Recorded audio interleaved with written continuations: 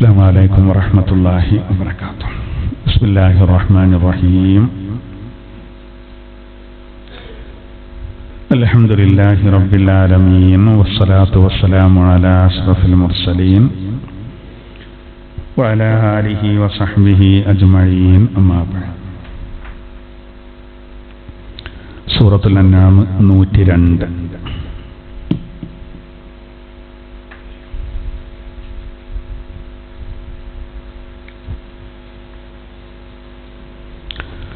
أعوذ بالله من الشيطان الرجيم. بسم الله الرحمن الرحيم. ذلكم الله ربكم لا إله إلا هو خالق كل شيء فاعبدوه وهو على كل شيء وكيل. لا تدركه الأبصار وهو يدرك الأبصار وهو اللطيف الخبير. قد جاءكم بصائر من ربكم فمن أبصر فلنفسه ومن عمي فعليها وما أنا عليكم بحفيظ. وكذلك نصرف الآيات وليقولوا درست ولنبينه لقوم يعلمون. صدق الله العلي العظيم. ആദരണീയരായ മുഅ്മിനീങ്ങളെ, അല്ലാഹു സുബ്ഹാനഹു വ തആല പരിശുദ്ധമായ ഇൽമിന്റെ ഖുർആനിന്റെ ഈ മജ്ലിസിൽ ഇഅ്തികാഫിന്റെ നിയ്യത്തോടുകൂടെ നമ്മൾ ഇരിക്കുന്നത് നമ്മിൽ നിന്ന് അല്ലാഹു സ്വീകരിക്കട്ടെ. നമ്മെയും നമ്മുടെ സഹോദരിമാര് വളരെ കഷ്ടപ്പെട്ട് ഇതിലേക്ക് വന്നവർ അല്ലാഹു തആല എല്ലാവരെയും അനുഗ്രഹിക്കട്ടെ. നമ്മുടെ ദോഷങ്ങളൊക്കെ അല്ലാഹു തആല പുറത്തു തരട്ടെ. പരിശുദ്ധമായ റമളാനിൽ റഹ്മത്ത് ലഭിക്കുന്നവരിൽ അല്ലാഹു നമ്മെ ഉൾപ്പെടുത്തട്ടെ. മഗ്ഫിറത്തിന്റെ പത്തിലേക്ക് നമ്മൾ പ്രവേശിക്കുമ്പോൾ അല്ലാഹു നമ്മുടെ പാപങ്ങളൊക്കെ പുറത്തു തരട്ടെ. നരകമോചനവും സ്വർഗപ്രവേശവും ഉറപ്പാക്കപ്പെടുന്ന വിഭാഗത്തിൽ അല്ലാഹു നമ്മെ ഉൾപ്പെടുത്തട്ടെ. ആമീൻ. അൽഹംദുലില്ലാഹ്, പരിശുദ്ധമായ റമളാനിൽ, ഖുർആന്റെ മാസമായ റമളാനിൽ ഒരാഴ്ച പിന്നിട്ടു. വലിയ ഒരു നിഅമത്ത് വീണ്ടും നമ്മൾ ഇതുപോലെ ഒരുമിച്ച് കൂടി. ഇന്ന് നമ്മൾ സൂറത്തുൽ അൻആമിലെ 102 മുതൽ 105 വരെയുള്ള 4 ആയത്താണ്. അതിൽ 103ാമത്തെ ഇന്ന് നമ്മൾ വിശദീകരിക്കുന്ന ആയത്ത്, നമ്മൾ സാധാരണ പറയുള്ള തുല്യത ഇല്ലാത്തത് എന്നൊക്കെ പറയും പോലെ വലിയ മഹത്വമുള്ള ഒരുപാട് തഫ്സീറുകളുള്ള വളരെ സുപ്രധാനമായ ഒരു വചനാണ് 103ാമത്തെ നമ്മൾ ഓതിവെച്ച ആയത്ത്. ഇൻഷാ അല്ലാഹ് അതിലൊക്കെ അടങ്ങിയ വിഷയങ്ങളെ നമുക്ക് ചർച്ച ചെയ്യാൻ നമ്മൾ കുറെ പകർത്തേണ്ട ചില കാര്യങ്ങളുണ്ട്. അല്ലാഹു തആല ഖുർആന്റെ യഥാർത്ഥ അഹ്ലുകാരിൽ നമ്മെ എല്ലാവരെയും ഉൾപ്പെടുത്തട്ടെ. ആമീൻ. أعوذ بالله من الشيطان الرجيم. بسم الله الرحمن الرحيم. ذلكم الله ربكم لا إله إلا هو خالق كل شيء فاعبدوه وهو على كل شيء وكيل. ذلكم الله ربكم. അവനാണ് നിങ്ങളുടെ റബ്ബായ നാഥനായ അല്ലാഹു. അല്ലാഹുവിനെ പറ്റി നമ്മളെ പരിചയപ്പെടുത്താം. ലാ ഇലാഹ ഇല്ലാഹു, അവനല്ലാതെ വേറെ ഒരു ആരാധ്യൻ ഇല്ല. ഖാലിഖു കുല്ലി ഷൈഇൻ ഫഅബ്ദൂഹ്, സർവ വസ്തുക്കളുടെയും സൃഷ്ടാവാണവൻ. അതുകൊണ്ട് അവനെ നിങ്ങൾ ആരാധിക്കുക. വഹുവ അലാ കുല്ലി ശൈഇൻ വകീൽ. അവൻ എല്ലാ കാര്യങ്ങളും ഏറ്റെടുത്ത് നിർവഹിക്കുന്നവനത്രേ. യഥാർത്ഥ വക്കീല് അവനാണ്. നമ്മൾ സാധാരണ വക്കീൽ എന്ന് പറയല്ലോ, നമ്മളെ കാര്യം ഏൽപ്പിക്കാനുള്ള ശരിക്ക് വാദിക്കാനും മറ്റും. ആ വാക്ക് തന്നെ വന്നത് അറബിയിൽ നിന്നാണ്. വക്കീല് വക്കീൽ എന്നുള്ള അത് തിരിഞ്ഞ് വല്ലാതെ നമ്മളത് പറഞ്ഞാൽ അതും വിവാദമാവും. അപ്പോൾ മാറ്റണം എന്നുള്ള ഇത് വരും. പിന്നെ അങ്ങനെ കുറെ അറബി വാക്കുകളുണ്ട് അതിൽപ്പെട്ടാണ്. അപ്പോൾ അല്ലാഹു തആല പറയാണ് വഹുവ അലാ കുല്ലി ശൈഇൻ വകീൽ. സർവകാര്യങ്ങളും ഏറ്റെടുത്ത് നടത്തുന്നവൻ അവനത്രേ. ഇതാണ് ഒന്നാമത്തെ ആയത്തിൽ പറയുന്നത്. ഇവിടെ ഇപ്പോൾ അല്ലാഹു തആല പറയാണ് നിങ്ങളുടെ റബ്ബായ അല്ലാഹു അവനാണ് നിങ്ങളുടെ റബ്ബായ അല്ലാഹു. നമ്മൾ സാധാരണ അള്ളാഹു എന്ന് പറയും പോലെ നമ്മൾ പറയുന്നതാണ് റബ്ബ്. റബ്ബുൽ കഅബ എന്ന് പറയില്ല, കഅബയുടെ റബ്ബ്.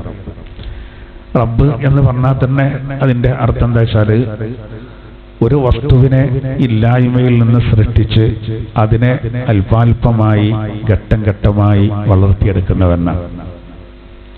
അതിന് ഏറ്റവും വലിയൊരു ഉദാഹരണം പറയുന്നത് മനുഷ്യന്റെ ശരീരം തന്നെ. ഒരു കുട്ടിയുടെ ജനനം, ആ ജനനം മുതൽ മെല്ലെ മെല്ലെ ആ കുട്ടി വളർന്നു വരുന്ന രീതി, അങ്ങനെ ഓരോന്നിനും ഒരു ചെടിയാണെങ്കിൽ അത് വളർന്നു വരുന്ന രീതി, ആദ്യം വളരെ ദുർബലമാകുന്ന അവസ്ഥ, പിന്നീട് അത് നമ്മള് സ്വഹാബത്തിന്റെ അവസ്ഥ പറഞ്ഞെടുത്ത് പരിശുദ്ധ ഖുർആൻ പറയുന്നുണ്ടല്ലോ, പിന്നെ അവര് ഒരു കൃഷി പോലെയായിരുന്നു. അഖ്റജ ശത്വഅഹു ഫആസറഹു ഫസ്തഗ്ലല ഫസ്തവ അലാ സൂഖിഹി യുഅ്ജിബു സുറാർ എന്ന് ഖുർആനിൽ പറയുന്നുണ്ട്. അതായത് ഒരു ചെറിയ കൃഷി വളർന്നു വരികയാണെങ്കിൽ ആദ്യം അത് വളരെ ദുർബലായിരിക്കും. ആ വിത്തുനിന്ന് ഇങ്ങനെ ലോലമായ രൂപത്തിൽ സൂചിമുള എന്ന് പറയും, അതിങ്ങനെ പുറത്തേക്ക് വന്ന് പിന്നെ അതിങ്ങനെ വളർന്നു വന്ന് പിന്നെ തണ്ടിന് എനിക്ക് കനം കൂടി. ആദ്യം എന്ന് പറഞ്ഞാൽ ഒരാൾ അറിയാതെ ചവിട്ടിയാൽ അരഞ്ഞു പോവും, ചെറിയ കുട്ടികൾക്ക് വരെ പറിച്ചെടുക്കാൻ കഴിയും. അതാണ് പിന്നീട് അതിന്റെ തണ്ടിന് ഉറപ്പ് വന്ന് പിന്നെ കാറ്റും ഇതൊക്കെ വന്നാലും ഒന്ന് ആടി വലയാന്നല്ലാതെ പ്രശ്നം വരൂല. ഇതുപോലെയാണ് സ്വഹാബത്തിന് അല്ലാഹു തആല തൗറാത്തിൽ ഉപമ പറഞ്ഞത് എന്ന് വിശുദ്ധ ഖുർആനിലെ ഫത്ഹ് സൂറത്തിന്റെ ലാസ്റ്റ് ഭാഗത്ത് പറയുന്നുണ്ട്. അപ്പോ ഇവിടെ പോയി പറയാൻ കാരണം അതാണ് റബ്ബിന്റെ ഒരു മഹത്വം പറയാണ് എന്നതുപോലെ. സ്വഹാബത്തിന് അങ്ങനെ ഉദാഹരണം പറയാൻ കാരണം എന്താ അറിയോ, സ്വഹാബത്ത് ആദ്യം ഇങ്ങനെ ഒറ്റയും തെറ്റിയായിട്ടാണ് വന്നത്. ആദ്യം നല്ല ഇടങ്ങാറായിരുന്നു.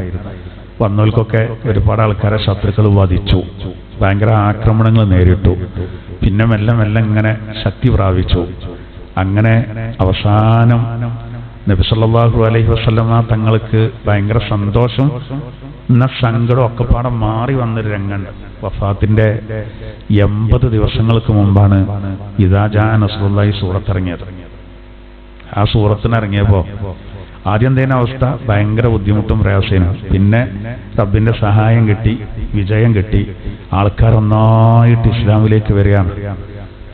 അപ്പൊ അല്ലാഹു തആല പറയാണ് ഇദാ ജാഅ നസ്റുല്ലാഹി വൽ ഫത്ഹ്, അല്ലാഹുവിന്റെ സഹായവും വിജയവും എത്തിക്കഴിഞ്ഞതിനാൽ വറഅയ്തന്നാസ യദ്ഖുലൂന ഫീ ദീനില്ലാഹി അഫ്വാജ, ജനങ്ങൾ കൂട്ടം കൂട്ടമായി ഇസ്ലാമിലേക്ക് വരുന്നത് താങ്കൾ കാണുകയും ചെയ്താൽ ഫസബ്ബിഹ് ബിഹംദി റബ്ബിക വസ്തഗ്ഫിർ ഇന്നഹു കാന തവ്വാബ, നബിയെ അങ്ങ് തസ്ബീഹ് ചൊല്ലണം, തഹ്മീദ് ചൊല്ലണം, ഇസ്തിഗ്ഫാർ ചൊല്ലണം, 3 കാര്യങ്ങൾ പകരം ചെയ്യണം എന്നാണ്. ഇതറിങ്ങിയപ്പോൾ സ്വഹാബത്തിനൊക്കെ ഭയങ്കര സന്തോഷം. ഇത് പറയേണ്ടപ്പോൾ അള്ളാന്റെ സഹായം കിട്ടിയതും വിജയം കിട്ടിയതും ജനങ്ങൾ ഒന്നായിട്ട് ഇസ്ലാമിലേക്ക് വരികയാണ്. അതായത് പൂർത്തിയായിരിക്കുന്ന സംഗതിയും. പക്ഷെ അബ്ബാസ് റളിയല്ലാഹു അൻഹു കരഞ്ഞു. അപ്പൊ ആളുകൾ ചോദിച്ചു, എല്ലാവരും സന്തോഷിക്കുമ്പോൾ നിങ്ങൾ എന്താ കരയുന്നത്? അപ്പൊ അദ്ദേഹം പറഞ്ഞു, എന്റെ അഭിപ്രായത്തില് ഈ സൂറത്ത് ഒരു യാത്രയപ്പ് സൂറത്താണ്. കാരണം ഒരു കാര്യം പൂർത്തിയായി കഴിഞ്ഞാൽ പിന്നെ താഴോട്ടേ കയറും. അപ്പൊ മുത്തുനബിയുടെ വഫാത്ത് ഞാൻ ഇതിന്ന് മനസ്സിലാക്കുന്നുണ്ട്. അപ്പൊ ഇവര് സഹാബിമാര് നബിയോട് ചെന്ന് ചോദിച്ചു, നബി ശരിയാണ്. അതുകൊണ്ടാണ് ആ സൂറത്തിന് എന്ത് പേര് വന്നത്? തൗദിയ, സൂറത്ത് തൗദിയ. സൂറത്തു നസ്ർ, സൂറത്തു ഇദാ ജാഅ എന്നൊക്കെ പറയും പോലെ സൂറത്തു തൗദി. തൗദി എന്ന യാത്രയപ്പ്. നബി സല്ലല്ലാഹു അലൈഹി വസല്ലം തങ്ങൾ ഫാത്തിമാവിനെ വിളിച്ചിട്ട് ഈ വിവരം പറഞ്ഞു. മോളെ ഞാൻ അധിക ദിവസം ഉണ്ടാവില്ല കേട്ടോ. അതിലാണ് കരഞ്ഞു, ഭയങ്കര ഒച്ചയും വിളിയായി. അപ്പം നബി തങ്ങൾ പറഞ്ഞു, ഞാൻ മരിച്ചതിൻ്റെ ശേഷം 2 തവണ നബി തങ്ങൾ അത് ഫാത്തിമാവിയോട് പറഞ്ഞിട്ട്, മോളെ ഞാൻ മരിച്ചാൽ പിന്നെ ഈ കുടുംബത്തിൽ നിന്ന് പിന്നെ മരിക്കുന്ന ആദ്യമായിരിക്കും. അത് വഫാത്തിന്റെ ആ ടൈമിനും പറഞ്ഞു, 80 ദിവസം മുമ്പും പറഞ്ഞു. അതിൽ ഫാത്തിമാവി കരച്ചിൽ നിർത്തി. അങ്ങനെയാണെങ്കിൽ കുഴപ്പമില്ല. നോക്കണങ്ങൾ, ഇന്ന് വാപ്പ മോളെ ഇസ്ലാമിക രീതിയിൽ നടക്കണം എന്ന് പറഞ്ഞാൽ ഓള് പോവുകയാണ് ഇറങ്ങിയിട്ട്.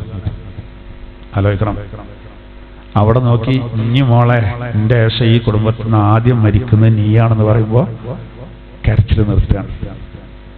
പറഞ്ഞ പോലെ തന്നെ സംഭവിച്ചും ചെയ്തു. നബിയുടെ വഫാത്തിന്റെ 6 മാസേ ഫാത്തിമാവി ജീവിച്ചിട്ടുള്ളൂ. ആദ്യം കുടുംബത്തിൽ നിന്ന് വഫാത്ത്. അബൂബക്കർ റളിയല്ലാഹു അൻഹു ഈ സൂറത്ത് കേട്ടപ്പോൾ കരഞ്ഞു. കാരണം എന്താ വെച്ചാൽ അബൂബക്കർ റളിയല്ലാഹു അൻഹു മനസ്സിലാക്കി ഇത് വഫാത്ത് മണക്കുന്നുണ്ട് എന്നാണ് മൂപ്പര് പറഞ്ഞത്. വാസനിക്കുന്നുണ്ട്. അവർക്കൊക്കെ മനസ്സിലാക്കിയെടുക്കാൻ കഴിയും. അപ്പോ ഇതെന്താ പറഞ്ഞ വെച്ചാൽ, ആദ്യം ചെറിയ ചെടി ഇതുപോലെ സഹാബത്ത് വളർന്നു, കുറേ പ്രയാസങ്ങൾ. പിന്നെ അവരാർക്കൊന്നും ചെയ്യാൻ കഴിയാത്ത അവസ്ഥയിൽ അവർ വളർന്നു വന്നു. റബ്ബിന്റെ ഒരു മഹത്വം പറ എന്നതുപോലെ എല്ലാം അല്ലാഹു തആല, അതാണ് റബ്ബ് എന്ന് പറയുന്നത്. അവൻ ശരിക്കും സംരക്ഷകനാണ്, പരിപാലകനാണ്, വളർത്തിയെടുക്കുന്നവനാണ്. അതാണ് അല്ലാഹു പറയുന്നത്, ദാലികുമുല്ലാഹു റബ്ബുക്കും, അവരാണ് നിങ്ങളുടെ നാഥനായ അല്ലാഹു, ലാ ഇലാഹ ഇല്ലാഹു, അവനല്ലാതെ വേറെ ഇലാഹില്ല, അവനല്ലാതെ വേറെ ഇലാഹില്ല. ഇത് നമ്മളെപ്പോഴും ഇങ്ങനെ പറയണം. ആയത്തിൽ കുറിച്ച് നിങ്ങൾ അല്ലാഹു ലാ ഇലാഹ ഇല്ലാഹു അൽ ഹയ്യുൽ ഖയ്യൂം ഇല തന്നെ പറയണ്ടല്ലോ. നമ്മൾ എല്ലാ നിസ്കാരത്തിന്റെ ശേഷം നമ്മൾ ഓതുമ്പോൾ ആവർത്തിച്ച് നമ്മൾ ഈമാൻ ഉറപ്പിക്കാനാണ്. ഫർദ് നിസ്കാരത്തിന്റെ ശേഷം സുന്നത്തുള്ളൂ. എല്ലാ ഫർദ് നിസ്കാരങ്ങൾക്ക് ശേഷം അത് സുന്നത്താണ്. രാത്രി കിടക്കുമ്പോൾ സുന്നത്തുണ്ട്, ബാങ്കിന്റെ ഇഖാമത്തിന്റെ അടിയിലും സുന്നത്തുണ്ട്. അതിൽ നബി സല്ലല്ലാഹു അലൈഹി വസല്ലം തങ്ങൾ പ്രത്യേകം പറഞ്ഞൊരു പോയിന്റ് എന്താ വെച്ചാൽ, ബാങ്കിന്റെ ഇഖാമത്തിന്റെ അടിയിൽ ഒരാൾ ചൊല്ലിയാൽ ഇന്നമൻ ഖറഅ ദാലിക ബൈനൽ അദാനി വൽ ഇഖാമ ലം യുക്തബ് അലൈഹിമാ ബൈനസ് സ്വലാത്തൈൻ എന്നാണ് തങ്ങൾ പറഞ്ഞത്. ബാങ്കിന്റെ ഇഖാമത്തിന്റെ അടിയിൽ ഒരാൾ ഒരു ആയത്തുൽ കുർസി ഓതിട്ടാൽ 2 നിസ്കാരങ്ങൾക്കിടയിൽ അവന്റെ അടുത്തുനിന്ന് വരുന്ന ചെറിയ പാകപ്പഴവുകൾ അവന്റെ കർമ്മരേഖയിൽ എഴുതപ്പെടൂലാണ്. വലിയ കിട്ടലല്ലേ? നമ്മുടെ അടുത്ത് നിന്ന് എന്തെങ്കിലുമൊക്കെ വീഴ്ചകൾ വരുന്നത് അതെന്തേയില്ല, എഴുതൂല, മലക്കൾ ഒഴിവാക്കി. അങ്ങനെ ഒരു സ്വാധീനം കിട്ടാൻ കാരണം നബി തങ്ങൾ പറയുന്നത്, ബാങ്കിന്റെ ഇഖാമത്തിന്റെ അടിയിൽ ഒരു ആയത് തീരെ പണിയില്ലാത്തൊരു കാര്യമാണ്. ബാങ്കിന്റെ ഇഖാമത്തിന്റെ ഇടയിൽ ഇപ്പൊ നമ്മൾ സാധാരണ 20 മിനിറ്റ് 15 മിനിറ്റ് ഒക്കെ ഗ്യാപ്പ് ഉണ്ടാവും. അപ്പൊ നമ്മൾ ബാങ്ക് കൊടുത്ത് കഴിഞ്ഞതിന്റെ ശേഷം ആ ചെല്ലാളെ ചൊല്ലി കഴിഞ്ഞ ഒരു ആയത്തിൽ കുറിച്ച് കഴിയണം ഓതിട്ടാല് വലിയ കിട്ടലാണ്. നമ്മളറിയാതെ പിന്നെ നമുക്ക് വലിയ നേട്ടല്ലേ. അങ്ങനെ എല്ലാ ബാങ്കിലും ആയാല് ചെറുദോഷങ്ങൾ പോകാൻ പിന്നെ വേറെ വലിയ പണിയുണ്ടാവും. വൻദോഷങ്ങൾക്ക് തൗബ എന്തായാലും വേണം. അപ്പൊ അത് വലിയ നേട്ടമാണ്. അത് ഞാൻ അതിന്റെ അടിയിലൊന്ന് പറഞ്ഞു എന്ന് മാത്രം. ഈ ലാ ഇലാഹ ഇല്ലാഹു എന്ന് പറയുമ്പോഴേ അതിലൊക്കെ വരുന്നത് ഇപ്പൊ തന്നെ. എന്നിട്ട് വീണ്ടും അല്ലാഹു പറയുന്നു, ഖാലിഖു കുല്ലി ശൈ, സർവ വസ്തുക്കളെയും സൃഷ്ടിച്ചവനാണവൻ. എല്ലാം സൃഷ്ടിച്ചു, അവനാണ് അത് പരിപാലിക്കുന്നത്. അതുകൊണ്ട് ഫഅ്ബുദൂ, അവനെ മാത്രം ആരാധിക്കണം. അതൊരു ന്യായമുള്ള, അല്ലാതെ അള്ള സൃഷ്ടിച്ച സൃഷ്ടികളാണ് നമ്മള് മനുഷ്യന്മാര്. നമ്മളെപ്പോലെ അള്ള സൃഷ്ടിച്ച വേറെ ചില വസ്തുക്കള്, അതിന് നമ്മളത്രയും കഴിവില്ല, ഉണ്ടാൻ കഴിയാത്ത, ഒന്നിനും കഴിയാത്ത. പിന്നെ അവകളെ നമ്മളെന്നെ ചില രൂപകൽപ്പനയൊക്കെ നടത്തിയിട്ട് എന്നിട്ട് പിന്നെ സൃഷ്ടാവിനെ മറന്ന് സൃഷ്ടികളിൽപ്പെട്ട ചിലർക്ക് നമ്മൾ ആരാധിക്കാന്ന് പറഞ്ഞാൽ ഒട്ടും യോജിക്കുന്നില്ല. നീ ശേഷം വരുന്നുണ്ട്, നീ അല്ലാതെ ചിലരൊക്കെ ഇങ്ങനെ പിന്നെ മറ്റുള്ളവരൊക്കെ ആരാധിക്കുന്നുണ്ടാവും. നിങ്ങളോലെ കളിയാക്കാനോ ചീത്തറിയാനോ പോണ്ടാന്ന് ഇസ്ലാമിന്റെ ആ നന്മ ഈ ആയത്തിൽ തന്നെ പറയുന്നു. അത് ഇതിന്റെ തൊട്ട് ശേഷം പറയുന്നുണ്ട്. എന്തായിരുന്നാലും ഈ ആയത്തിൽ അല്ലാഹു തആല പറയാണ്, അള്ളയാണ് റബ്ബ്. അതല്ല കുല്ലാഉദു റബ്ബിൽ ഫലക്കിലൊക്കെ നാസിലും പറയുന്നതല്ല അല്ലേ? റബ്ബിൽ ഫലഖ് എന്ന് പറഞ്ഞു, കുൽ അഊദു ബി റബ്ബിൽ ഫലഖ് എന്ന് അള്ളാഹ് പറഞ്ഞു. കുൽ അഊദു ബി റബ്ബിൻ നാസ് മലിക്കിൻ നാസ് ഇലാഹിൻ നാസ്. അവിടെ റബ്ബ് കഴിഞ്ഞിട്ട് മലിക്കും പറഞ്ഞിട്ട് ഇലാഹു പറയാൻ കാരണം എന്താ? അള്ളാഹു മനുഷ്യരുടെ റബ്ബാണ്, ആരാധ്യനാണ്, അതുപോലെ രാജാവാണ്, ആരാധ്യനാണ്. അങ്ങനെ പറയാൻ കാരണം സംരക്ഷിക്കുന്ന അള്ളാഹുവാണ്. അപ്പോ ഓനായിരിക്കും അധികാരം. അപ്പൊ പിന്നെ ഓനെ ആരാധിക്കാൻ പാടുള്ളൂ. അത് മനുഷ്യന്മാരെ മനസ്സിലാക്കാനാണ് 3 നാസ് അവിടെ പറഞ്ഞത്. അള്ളയാണ് നമ്മുടെ സംരക്ഷകൻ. സംരക്ഷകൻ അള്ളാഹുമ്പോ അധികാരം ഓനേക്കാരം. അങ്ങനെയുള്ള ആ കുട്ടിനെ ഞാനാണ് നോക്കി വളർത്തിയത്, അങ്ങനെ ഉണ്ടാവും. പെങ്ങന്മാരെ കുട്ടികൾ ഇതൊക്കെ ചിലപ്പോൾ വാപ്പല്ലാത്ത കുട്ടികളൊക്കെ നമ്മളെ സംരക്ഷണത്തിലാണെങ്കിൽ ഓന് പിന്നെ എവിടെ ചേർക്കണം, ഓന് ഏത് കോഴ്സ് തിരഞ്ഞെടുക്കാനുള്ള പ്രചോദനം നൽകണം, ഓന്റെ കല്യാണത്തിന്റെ കാര്യം, അതിന് ഡേറ്റ് ഇടുന്നത് പറഞ്ഞോളാം, ഞാൻ സംസാരിച്ചോളാം, ഓ എന്റെ കസ്റ്റഡിയിൽ തന്നെയാണ്, ഓനെ ഞാനാ നോക്കിയെന്ന് പറയില്ല നമ്മൾ സാധാരണ. അങ്ങനെയുള്ള അതിന്റെ ന്യായം എന്നതുപോലെ അള്ളാഹുവാണ് നമ്മളെ പടച്ചത്, അവൻ തന്നെയാണ് ശരിക്കും നമ്മളെ സംരക്ഷിച്ചു പോരുന്നത്. അപ്പൊ അധികാരം മുഴുവൻ ഓനായിരിക്കും. അപ്പൊ ആ അധികാര ശക്തിക്ക് മാത്രമാണ് ആരാധനക്ക് അർഹത. അതാണ് ഇവിടെയും പഴപ്പുതോ എന്ന് പറഞ്ഞത്. വഹുവാലാ കുല്ലി ശൈഇൻ വഹുവാലാ കുല്ലി ശൈഇൻ വകീൽ. എല്ലാ കാര്യങ്ങളും ഏറ്റെടുത്ത് നിർവഹിക്കുന്നവനാണ് അവന്. അതുകൊണ്ടാണല്ലോ അല്ലാഹു തആല നിങ്ങൾ ഇങ്ങനെ ഏൽപ്പിച്ചോളി എന്ന് പറയാൻ കാരണം അല്ലേ. വഅലല്ലാഹി ഫല്യതവക്കലിൽ മുതവക്കിലൂൻ. ഭരമേൽപ്പിക്കുന്നോലൊക്കെ അള്ളാഹ്ക്ക് ഭരമേൽപ്പിച്ചോളിട്ടോ. അതിന്റെ അർത്ഥം ഇവിടെ നമ്മൾ ഓരോന്നിനോരോ കാര്യങ്ങളുണ്ടാവും, സബബുകളുണ്ടാവും. ആരെ ഏൽപ്പിക്കണ്ടെന്നല്ല, പക്ഷേ ആത്യന്തികമായിട്ട് നമ്മൾ ആരെ ഏൽപ്പിച്ചാലും ലാസ്റ്റ് കൊടുക്കാൻ മടങ്ങുന്നത് അത് അള്ളാഹുവിലേക്കാണ്, കാര്യങ്ങൾ അള്ളാഹുവിലേക്കാണ്. അതാണ് അള്ളാഹുവിനെ തവക്കുലാക്കേണ്ട ക്രമപ്രകാരം തവക്കുലാക്കി ഞങ്ങളൊരു പേടിയും പേടിക്കണ്ടെന്നാണ്. അപ്പൊ നമ്മൾ ചെയ്യേണ്ട കാര്യങ്ങളൊക്കെ ദുന്യാവിൽ നമ്മൾ ചെയ്തിട്ട് അള്ളാഹുലേക്ക് തവക്കുലാക്കണം. നമ്മളെ കുറെ കാര്യം ഏൽപ്പിച്ചിട്ടുണ്ട്, റോഡിന്റെ സൈഡിലൂടെ നമ്മൾ നടക്കും, പക്ഷെ നമ്മൾ അള്ളാഹുലേക്ക് തവക്കുലാക്കണം. നമ്മൾ മാത്രം ശ്രദ്ധിച്ചാൽ പോരാ. അപ്പൊ നമ്മളെ ഒരു സഹോദരന്റെ കടയിൽ ജോലി ചെയ്യുന്നൊരു ചെറുപ്പക്കാരൻ കുട്ടി ഇന്നലെ ആക്സിഡന്റിൽ മരിച്ചു, ബൈക്കുകൾ കൂട്ടിയിടിച്ചിട്ട്. ആലോചിച്ച് നോക്കൂ, ചെറുപ്പക്കാരനാണ്. അല്ലാഹു തആല മഗ്ഫിറത്ത് നൽകുമാറാവട്ടെ. പ്രത്യേകം വരക്കാൻ പറഞ്ഞിട്ട് ഏത് സമയത്താണ് എപ്പോഴാ ഓരോരുത്തർക്ക് കണക്കാക്കിയതെന്ന് നമ്മൾ പറയാൻ പറ്റുമോ? ഒന്നും പറയാൻ പറ്റില്ല. ഏത് സമയത്താണ് ഒക്കെ റബ്ബിന്റെ അടുത്താണ്.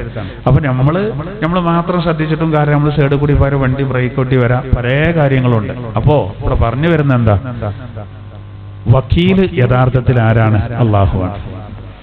കറണ്ട് പോയതാണ്, ഒന്നൊക്കെ കറണ്ട് പോയാൽ നഷ്ടമാണ്, ഭയങ്കര ചൂടാണല്ലേ, സാരല്ല, ശരിയാകും, വന്നോളും. അപ്പോ അല്ലാഹു തആല പറയാണ് വഹുവ അലാ കുല്ലി ശൈഇൻ വകീൽ. നോക്കൂ, എല്ലാ കാര്യങ്ങളും ഏറ്റെടുത്ത് നിർവഹിക്കുന്നവനവനാണ്. ഇനിയാണ് ആ വളരെ പ്രധാനപ്പെട്ട ആയത്ത് നോക്കൂ. ലാ തുദ്രികുൽ അബ്സാർ വഹുവ യുദ്രികുൽ അബ്സാർ വഹുവൽ ലത്തീഫുൽ ഖബീർ. ലാ തുദ്രികുൽ അബ്സാർ, ഒരു കണ്ണുകളും അള്ളാഹുവിനെ പ്രാപിക്കില്ല. വഹുവ യുദ്രികുൽ അബ്സാർ, എന്നാൽ സർവ കണ്ണുകളെയും അവൻ കാണുന്നു. വഹുവൽ ലത്തീഫുൽ ഖബീർ, അല്ലാഹു തആല എല്ലാ നിഗൂഢതകളെയും അറിയുന്നവനാണ്, സൂക്ഷ്മജ്ഞാനിയാകുന്നു. എല്ലാ നിഗൂഢമായ കാര്യങ്ങളും അള്ളാഹു അറിയും, അതീവ സൂക്ഷ്മജ്ഞാനിയാണ് അവൻ. എല്ലാം കാണും, എന്നാൽ ഒരു കണ്ണിനും അള്ളാഹിനെ പ്രാപിക്കാൻ കഴിയൂല. ഇതാണ് ഇപ്പൊ ആയത്ത്. ഇത് യഥാർത്ഥത്തിൽ ഒരാളുടെ ഈമാൻ ഉറപ്പിക്കാനുള്ളൊരായത്താണ്. അതായത് നമ്മൾ അങ്ങോട്ട് കാണുന്നില്ല, അപ്പോഴാണ് നമ്മളൊരു മുഴുസിനാകുക. അതായത് അങ്ങോട്ട് നമ്മൾ നേരെ കാണുന്നില്ല, കാണാതെ നമ്മൾ എന്ത് ചെയ്യണം? അങ്ങനെ ഉണ്ടല്ലോ ചില കാര്യങ്ങൾ. ഇപ്പോ ഒരു ഹദീസിലുണ്ട്, സ്വർഗത്തിന്റെ മുറ്റത്ത് ഒരു ടീം എത്തും, അത്ര ഹദീസിലുള്ളതാണ്. അപ്പോ സ്വർഗത്തിന് കാവൽ നിൽക്കുന്ന മലക്കുകൾ ചോദിക്കും അത്രേ, മന്നൻതും, നിങ്ങൾ ആരാണ്, നിങ്ങൾ എന്ന് ചോദിക്കും. അപ്പൊ ഇവര് പറയും മിൻ ഉമ്മത്തി മുഹമ്മദിൻ സല്ലല്ലാഹു അലൈഹി വസല്ലം, ഞങ്ങള് മുഹമ്മദ് നബി സല്ലല്ലാഹു അലൈഹി വസല്ലം തങ്ങളുടെ ഉമ്മത്തിൽപ്പെട്ടവരാണ്. അപ്പൊ മലക്കുകൾ ചോദിക്കും അത്രേ, ഹൽ റഅയ്തുമുൽ ഹിസാബ്, നിങ്ങൾ വിചാരണ കണ്ടോ? നിങ്ങൾ വിചാരണ നേരിട്ടോ? ഇല്ല, ഞങ്ങൾ വിചാരണ നേരിട്ടില്ല. ഹൽ റഅയ്തുമുസ് സിറാത്ത്, നിങ്ങൾ സിറാത്ത് പാലം കണ്ടോ? ഇല്ല, ഞങ്ങളെ കണ്ടിട്ടില്ല. അപ്പോ മലക്കുകൾ ചോദിക്കും, എങ്ങനെ നിങ്ങൾ ഇവിടെ എത്തിയെന്ന് ചോദിക്കും. അപ്പൊ ഇവര് പറയും, ഞങ്ങള് വളരെ രഹസ്യമായിട്ട് ഒരമല് ദുനിയാവെന്ന് ചെയ്തു. അപ്പൊ വളരെ രഹസ്യമായിട്ട് അള്ളാഹു ഞങ്ങൾ അവിടെ എത്തിച്ചതാണ്. ഏതാണ്? നോമ്പാണ്. നോമ്പിനെ പറ്റിയാണ് അത്രയാ പറയുന്നത്. നോമ്പിന്റെ മഹത്വം പറഞ്ഞെടുത്ത് ഈ ഹദീസ് ഉദ്ധരിക്കപ്പെട്ടിട്ടുണ്ട്. കാരണം ഒരു രഹസ്യമാണ് നോമ്പ് എല്ലാവർക്കും ഉണ്ടെങ്കിലും നമ്മുടെ നോമ്പ് പറഞ്ഞാൽ ഒരു രഹസ്യമാണ്, നമുക്ക് മാത്രം സ്വകാര്യമായൊരു വിഷയമാണത്. അത് ഇന്നാൾ പറഞ്ഞിട്ടുണ്ട് നമ്മൾ. ജനങ്ങളെ ബോധ്യപ്പെടുത്താൻ അഭിനയിച്ചാൽ മതി, ആർക്കും അറിയില്ല. രഹസ്യമായിട്ട് വെള്ളം കുടിച്ചാലും ആരറിയാനാണ്? ഒന്നുകൊടുക്കുമ്പോഴൊക്കെ കുറച്ചിങ്ങനെ കുടിച്ചാൽ മതി. വായിൽ വെള്ളം കൊപ്പളിക്കുമ്പോൾ നല്ല വെള്ളമാണെങ്കിൽ ആരറിയാനോ? ഒന്നിങ്ങനെ തൊട്ട് കാണിച്ചാൽ അതിനനുസരിച്ചുള്ളത് കിട്ടുമല്ലോ. അപ്പൊ ഇതൊരു സ്വകാര്യ വിഷയമാണ്. നല്ല ഈമ ഉണ്ടെങ്കിൽ മാത്രമേ നോൽക്കാൻ കഴിയുള്ളൂ. അതുകൊണ്ടാണ് അള്ളാഹു നൽകിയതെന്നാണ്. അപ്പോ അങ്ങനെ നമ്മൾ ശ്രദ്ധിക്കണമെങ്കിൽ എന്ത് വേണം? പടച്ചോനെ റബ്ബ് കാണുന്നുണ്ട്, അള്ളാഹു അത് കാണുന്നുണ്ട് എന്നുള്ള ഒരു ചിന്ത ഇവന്റെ മനസ്സിന് വരും. അതാണ് ഈ ആയത്തിനും പറയുന്നത്. ഒരു കണ്ണുകളും അള്ളാഹുവിനെ കാണില്ല, എന്നാൽ സർവ്വ കണ്ണുകളെയും അവൻ കാണുന്നു. നിഗൂഢതകൾ മുഴുവനും അറിയുന്നവനാവണവൻ, സൂക്ഷ്മജ്ഞാനിയാകുന്നു, ഖബീർ, ഉള്ളുകള്ളി അറിയുന്നവനാണ്. ഇനി അവിടെ ഈ ആയത്തിന്റെ ഒരു വിശദീകരണം എന്താ വെച്ചാൽ, ഒരു കണ്ണും അവനെ കാണൂല എന്ന ദുന്യാവെന്ന്. കാരണം അള്ളാഹുവിന്റെ ലിഖാ എന്ന് പറയുന്ന ഒരു സംഗതി ഉണ്ട്. ഇപ്പൊ ഖുർആനിൽ തന്നെ അള്ളാഹു ഒരായത്തിൽ പറയുന്നുണ്ട്,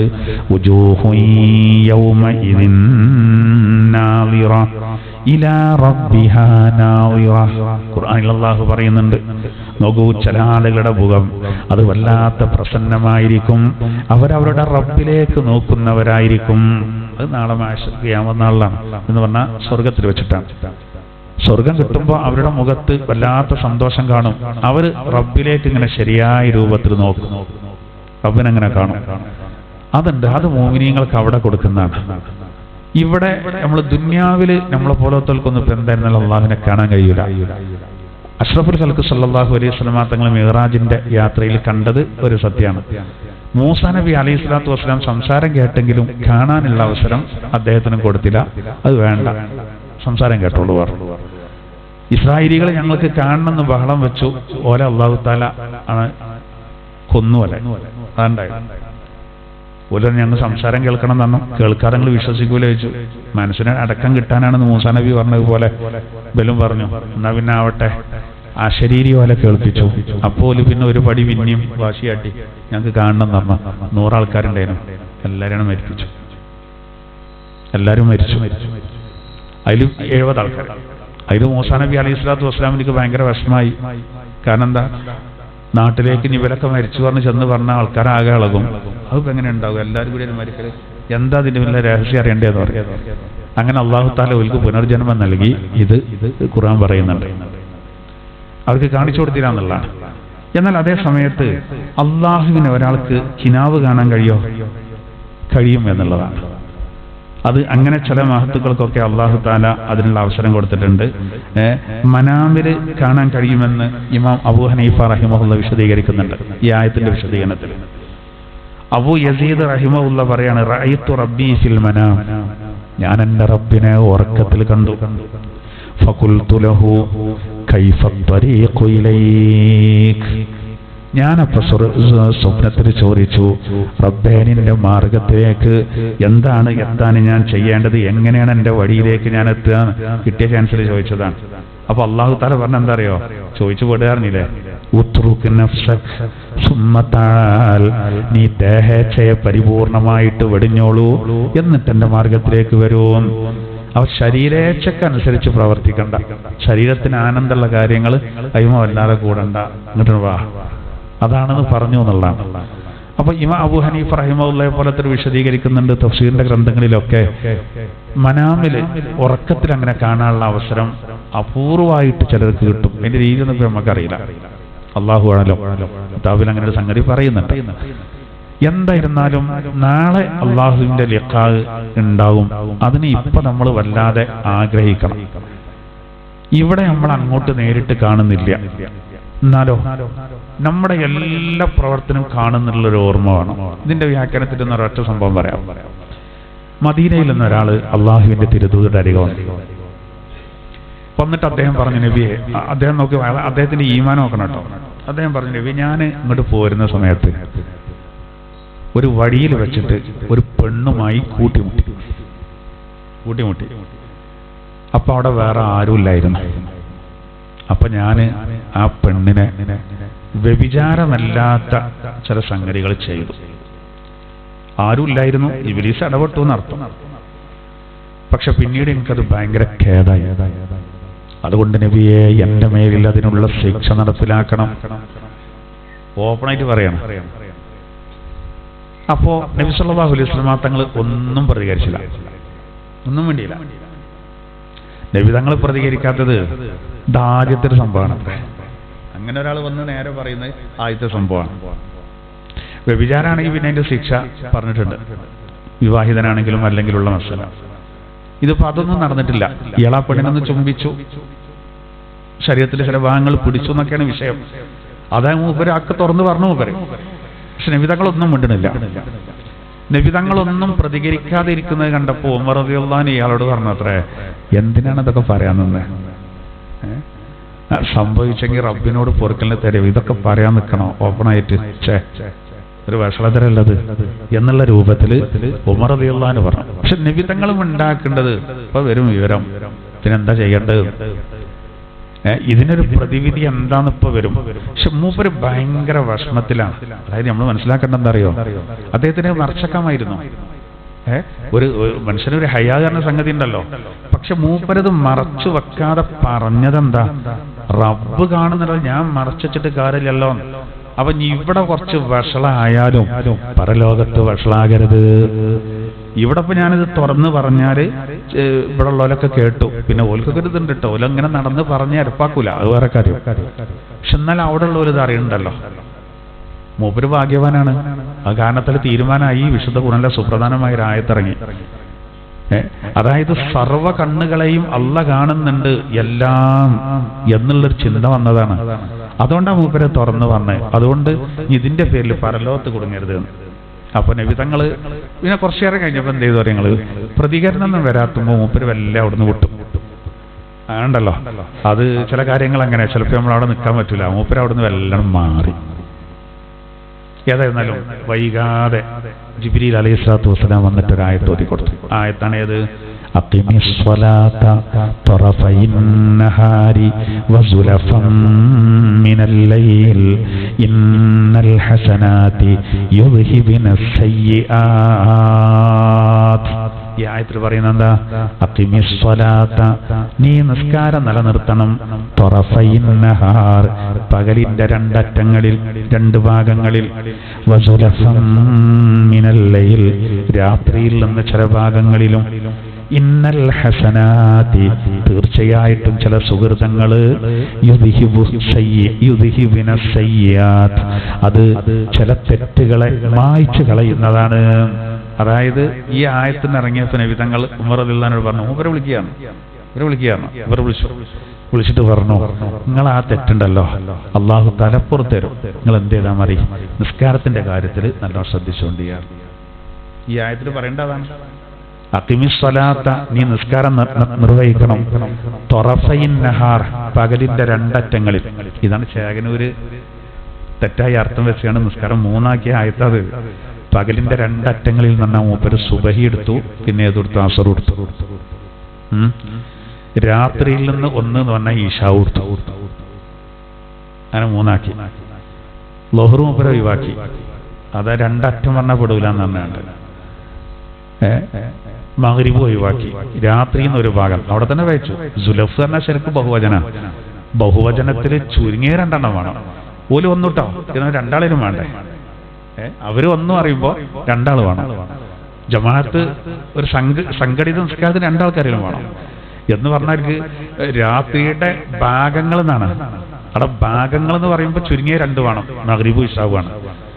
പകലിന്റെ രണ്ടറ്റങ്ങൾ എന്ന് പറഞ്ഞത് ഇയാൾക്ക് ഭാഷ അറിയിട്ടാണ്, അല്ലെങ്കിൽ തൗഫീഖില്ല. അത് ശരിക്കും ഉച്ചക്ക് മുമ്പ് ശേഷം എന്നുള്ള രൂപത്തിലാണ് ആ പ്രയോഗം. അത് ഒരു ഭാഗം സുബഹിയും ലൊഹറും പിന്നെ ആണ് ഉദ്ദേശം, ഒന്ന് അസുറാണ് ഉദ്ദേശം. ഇതാണ് അവിടെ ഉദ്ദേശിക്കേണ്ടത്. ഇയാള് ആർക്കും തിരിയാത്ത അർത്ഥം വെച്ചു. അവിടെ നമ്മൾ അതിനും പിന്നെ നമ്മൾ അറിയിക്കേണ്ട ആവശ്യം. ഇന്നലെ ഞാൻ കൊണ്ടോട്ടി ക്ലാസ് എടുക്കുമ്പോൾ ഒരാൾ ഒരു സംശയം ഉണ്ടായിരുന്നു ഉസ്താദാണ്. അപ്പോൾ എന്തേ വെച്ചു, അതായത് പിന്നെ എൻ്റെ കൂടെ ജോലി ചെയ്യുന്ന ഒരാളുണ്ട്, അവൻ ഷിയയാണ്. അപ്പോൾ അയാൾ പറഞ്ഞു അത്രേ, പിന്നെ പ്രവാചകനാകേണ്ടിയിരുന്നത് അരിയാണ്, അത് പിന്നെ തട്ടിയെടുത്തതാണ് ആര്, മുഹമ്മദ് നബി. ഒരു ശിയാക്കൾപ്പെട്ട ഒരാൾ പറയണം. ഒക്കെ അതിന് നമ്മൾ അതിനെന്തെങ്കിലും അർത്ഥം ഉണ്ടാകുമെന്ന് ചോദിക്കാൻ തന്നെ നിൽക്കരുത്, ചിന്തിക്കാൻ പോലും കഴിയൂല. അപ്പൊ ഇയാളെ കൂടി കുറെ ശിയാക്കളുണ്ടാവും. വേറെ ഒരുത്തന്റെ വാദം എന്താ വെച്ചാല് അലി റളിയല്ലാഹു അൻഹു ഒന്നാം ഖലീഫ ആകേണ്ടിയിരുന്നത് അബൂബക്കറെ തട്ടിയെടുത്ത മൂപ്പര് വള്ളടിന്റെ ആളായിരുന്നു. ഇയാൾ നേരെ പറയണത്രേ, ഞാൻ ഇതുവരെ കേൾക്കാത്താണ്. വള്ളടിന്റെ ആളാണ്. അതായത് കള്ള് അല്ലാഹ് ഹറാമാക്കാത്തൊരു സമയം, കള്ള് നിരോധിക്കാത്തൊരു സമയത്തും ആ സാധനം തൊടാതെ നിന്നവരാണ് ആര്? അബൂബക്കർ റളിയല്ലാഹു അൻഹു, ഉമർ റളിയല്ലാഹു അൻഹു ഒക്കെ. അതാണ് ഔലിയാക്കളും മഹ്ഫൂദീങ്ങളാണ് പറഞ്ഞത്. അത് പറയണ അത്രേ ഒരു വള്ളടിച്ചിട്ട് ആൾക്കാരായിരുന്നു. അലി റളിയല്ലാഹു അൻഹു വലിയൊരു സംഭവമാണെന്നുള്ളിൽ ആർക്കും തർക്കമില്ല. മുത്തനബിന്റെ മരുമകനാണ്. എന്നാ 2 പെൺകുട്ടികളെ കെട്ടിയ ആൾ മുകളിലുണ്ട്. ഉസ്മാൻ റളിയല്ലാഹു അൻഹു 2 പെൺകുട്ടികളെ കെട്ടാൻ ഭാഗ്യം കിട്ടിയിട്ടുണ്ട്. അഹ്ലു ബൈത്ത് വന്നത് അലി റളിയല്ലാഹു അൻഹുവിലൂടെയാണ്. പക്ഷെ സ്ഥാനം കൊണ്ട് സിദ്ദീഖ് എന്നവർ, ഫാറൂഖ് എന്നവർ അങ്ങനെ തന്നെ വരിക. അത് നബി തങ്ങൾ നേരെ കൃത്യമായിട്ട് പഠിപ്പിച്ചതാണ്. എന്നതുപോലെ 5 വഖത്ത് നിസ്കാരം നബി തങ്ങൾ കൃത്യമായിട്ട് പഠിപ്പിച്ചു. എല്ലാം മുസ്ലിം ലോകത്തൊരു തർക്കമില്ല. ഇവിടെ കേരളത്തിന്റെ വണ്ണെന്ന് ഒരാൾ വന്നാണ്ടായിരുന്നു പറഞ്ഞു. പണ്ട് മുസൈലിമ അങ്ങനെ ആക്കി. പക്ഷെ മുസൈലിമ ആയത്തോതി കണ്ടല്ല. മുസൈലിമ പെണ്ണെട്ടി. കെട്ടിയത് ഷജാഹ് എന്ന് പറഞ്ഞൊരു പെണ്ണിനെയാണ്. ഓള് പറഞ്ഞു ഞാൻ പ്രവാചകനാണ്. അപ്പൊ ഇത് കുഫത്തൊരു കല്യാണമാണ്. ഭാര്യ ഡോക്ടർ, ഭർത്താവും ഡോക്ടർ എന്നമാർക്കായി. ഈ 2 ആളും പ്രവാചകന്മാരാണ്. ഒരാൾ പ്രവാചകന്, ഒരാൾ പ്രവാചിക. അപ്പൊ ഇവള് ചോദിച്ചത്ര എനിക്ക് മഹർ വേണം. അപ്പൊ ഇയാൾ തമാശാക്കി, എന്നാ ഒരു കാര്യം ചെയ്യാം, 5 വക്താളപ്പോ മുഹമ്മദ് നബി പറയണ്ടേ, 2 വക്ത എനിക്ക് ഞാൻ മഹർ എന്ന് പറഞ്ഞു. ഇനി 3 എടുത്താൽ മതി ആൾക്കാർ. അങ്ങനെ ഒരു തമാശ കളിച്ചിട്ടുണ്ട്. അതാണ് ഇയാളും കളിച്ചത്. ആവട്ടെ, ഞാൻ പറയുന്നത് എന്താ അറിയോ? അപ്പൊ അവിടെ ഒരു പോയിന്റ് എന്താ, ഇവിടെ അദ്ദേഹം ഒരു പെണ്ണിനെ അങ്ങനെ പെട്ടുപോയി. ആരും ഇല്ലാത്തൊരു സമയത്ത് അയാളൊരു തെറ്റങ്ങനെ സംഭവിച്ചു. അത് മൂപ്പര് തുറന്നു പറഞ്ഞു. അപ്പോ വ്യഭിചാരമൊന്നും നടന്നിട്ടില്ലല്ലോ, ചെറിയൊരു തെറ്റ് സംഭവിച്ചു. അപ്പൊ അതിന് പ്രതിവിധിയായിട്ട് പറഞ്ഞെന്താ, നിസ്കാരം കൃത്യമായിട്ട് നിർവഹിക്കുക. ചില ഹസനത്തുകള് സയ്യിആത്തുകളെ മായ്ച്ചു കളയും, ഇല്ലാതാക്കും. പക്ഷെ അവിടെ നല്ലോണം ശ്രദ്ധിക്കണം കേട്ടോ. ഇന്നത്തെ ക്ലാസ്സിൽ പെണ്ണുങ്ങളൊക്കെ വേണമെങ്കിൽ പിടിക്കുക, പിന്നെ പോയി കാണാൻ നല്ലോണം നിസ്കരിച്ചാൽ മതി എന്നാണ് പറയേണ്ടത്. കരുതരുതേ, അങ്ങനത്തെ കരുതരുത് കേട്ടോ. നമ്മൾ ചില ഗുളിക കുടിച്ചാൽ റിയാക്ഷൻ ഉണ്ടാവും. ഇപ്പൊ ചില പെണ്ണുങ്ങൾ ഒഴിക്കുന്നുണ്ട്. ഇപ്പോൾ ഒരു സഹോദരി എന്നോട് എഴുതി ചോദിച്ചു ഒരു ക്ലാസ്സിൽ, എനിക്ക് നോമ്പ് നോൽക്കാൻ ഭയങ്കര താല്പര്യമാണ്. അപ്പൊ ഞാൻ ആർത്തവം പിന്നെ പിന്താൻ റമദാനിലെ ആർത്തവം ഇല്ലാതിരിക്കാൻ ഗുളിക കുടിച്ചൂടെ? നോമ്പ് നോൽക്കാനുള്ള താല്പര്യം കൊണ്ടാണ്. എന്ന് വേണ്ടായിരുന്നു, അത് പാടില്ല. കാരണം എന്താ, ഈ ആർത്തവം നമ്മൾ പിന്നെ സമയം തെറ്റിക്കാറിനാല് അത് ചിലർക്ക് ഭയങ്കര ആരോഗ്യ പ്രശ്നം ഉണ്ടാവും. അതിന്റെ റിയാക്ഷൻ താങ്ങാൻ കഴിയൂല. അത് നല്ല കാര്യമല്ല. അപ്പൊ എന്താവും, ഹറാമാവും. ഇനി ആരോഗ്യ പ്രശ്നം ഇല്ല എന്ന് പറഞ്ഞാലും അതിന്റെ ആവശ്യമില്ല. കാരണം എന്താ, ഇസ്ലാം എന്ന് പറഞ്ഞാൽ വിഭാവനം ചെയ്യുന്ന ഒരു നാച്ചുറൽ കമ്മ്യൂണിറ്റിയാണ്. എന്ന് പറഞ്ഞാൽ പ്രകൃതി മതമാണ് ഇസ്ലാം.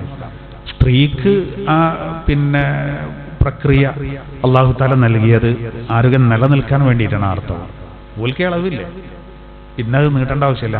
പിന്നെ നമ്മൾ ഈ ഉംറക്ക് ഹജ്ജിനൊക്കെ പോകുന്ന സമയത്ത് ഭയങ്കര ബുദ്ധിമുട്ട് വരുന്നതുകൊണ്ട് മാത്രമാണ് എന്ത് ചെയ്യുന്നത്, അപ്പോഴേ അള്ളാന്റെ സഹായം ഉണ്ടാവുള്ളൂ. അപ്പൊ പറഞ്ഞു കൊടുത്താൽ മതി, എൻ്റെ അപ്പുറത്ത് പോകണ്ട. അത് ഞാൻ പറഞ്ഞു, വേണ്ട, എൻ്റെ ആവശ്യമല്ല. ഇനി അങ്ങനെ നോമ്പ് വിൽക്കാൻ പോയി സുന്നത്തോമ്പൊക്കെ മറ്റോട്ടെ, ആർത്തവല്ലാത്ത സമയത്ത് അവസരം എത്ര ഉണ്ട്, അവസരം എത്ര. അത് ചിത്താന്തെന്ന് പറഞ്ഞമാർക്ക് അങ്ങനെ ഉണ്ടല്ലേ, നമ്മള് ആ കിണർക്ക് പാളിയൊക്കെ ഉണ്ടാകുന്ന പിന്നെ പാളിയൊക്കെ ഞാനൊരു വെറുതെയാണ് പറഞ്ഞമാർക്ക്. അപ്പൊ നമ്മൾ ശ്രദ്ധിക്കണം, ചിലത് ബുദ്ധിമുട്ടുണ്ടാവും. അപ്പോ എന്നതുപോലെ നമ്മൾ ഈ മസാല പറയുമ്പോൾ റിയാക്ഷൻ ഉണ്ടാകരുതെന്നാണ് ഞാൻ പറഞ്ഞത്.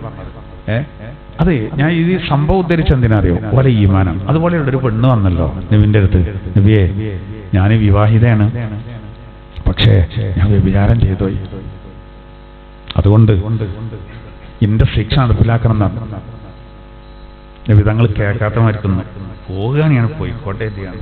അങ്ങനെയുണ്ടല്ലോ, ഇജ്ജ് വ്യഭിചാരം ചെയ്യല, പോയിക്കവളെ, അങ്ങനെ പറയാൻ പാടില്ല, അങ്ങനെ പറയാൻ പാടില്ല.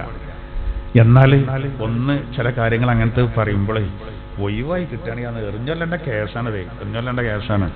പക്ഷെ പെണ്ണിന്റെ ഈമാനോണ്ടേ സൈക്കിൾ എടുത്ത് കൂടാന്നില്ലേ, പിന്നെ അവിടെ തന്നെ ഒന്നും നബിയെ എൻ്റെ അടുത്ത് ഇങ്ങനെ പറ്റിപ്പോയി, വ്യഭിചാരം ചെയ്തു പോയി, അപ്പൊ അതിന് നല്ല ശിക്ഷയാണ്, നാളെ അതിന്റെ പേരിൽ കൊടുങ്ങരുത്, എന്റെ പേരിൽ ശിക്ഷ നടപ്പിലാക്കണം എന്നാണ്. ആ പോകുമ്പോ പെണ്ണ് ഗർഭിണിയാണ്.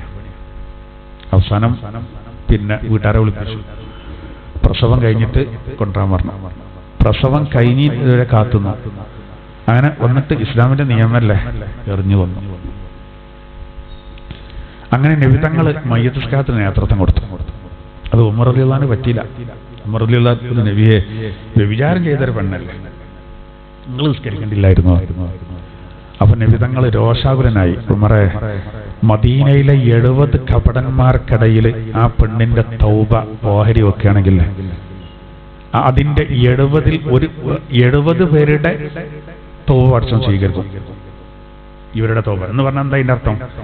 ആ പെണ്ണ് ചെയ്ത തൗബന്റെ കട്ടുണ്ടല്ലോ ഇഖ്ലാസ്, അതിന് 70 ഭാഗാക്കിയാൽ അതിൽ 1 മതി.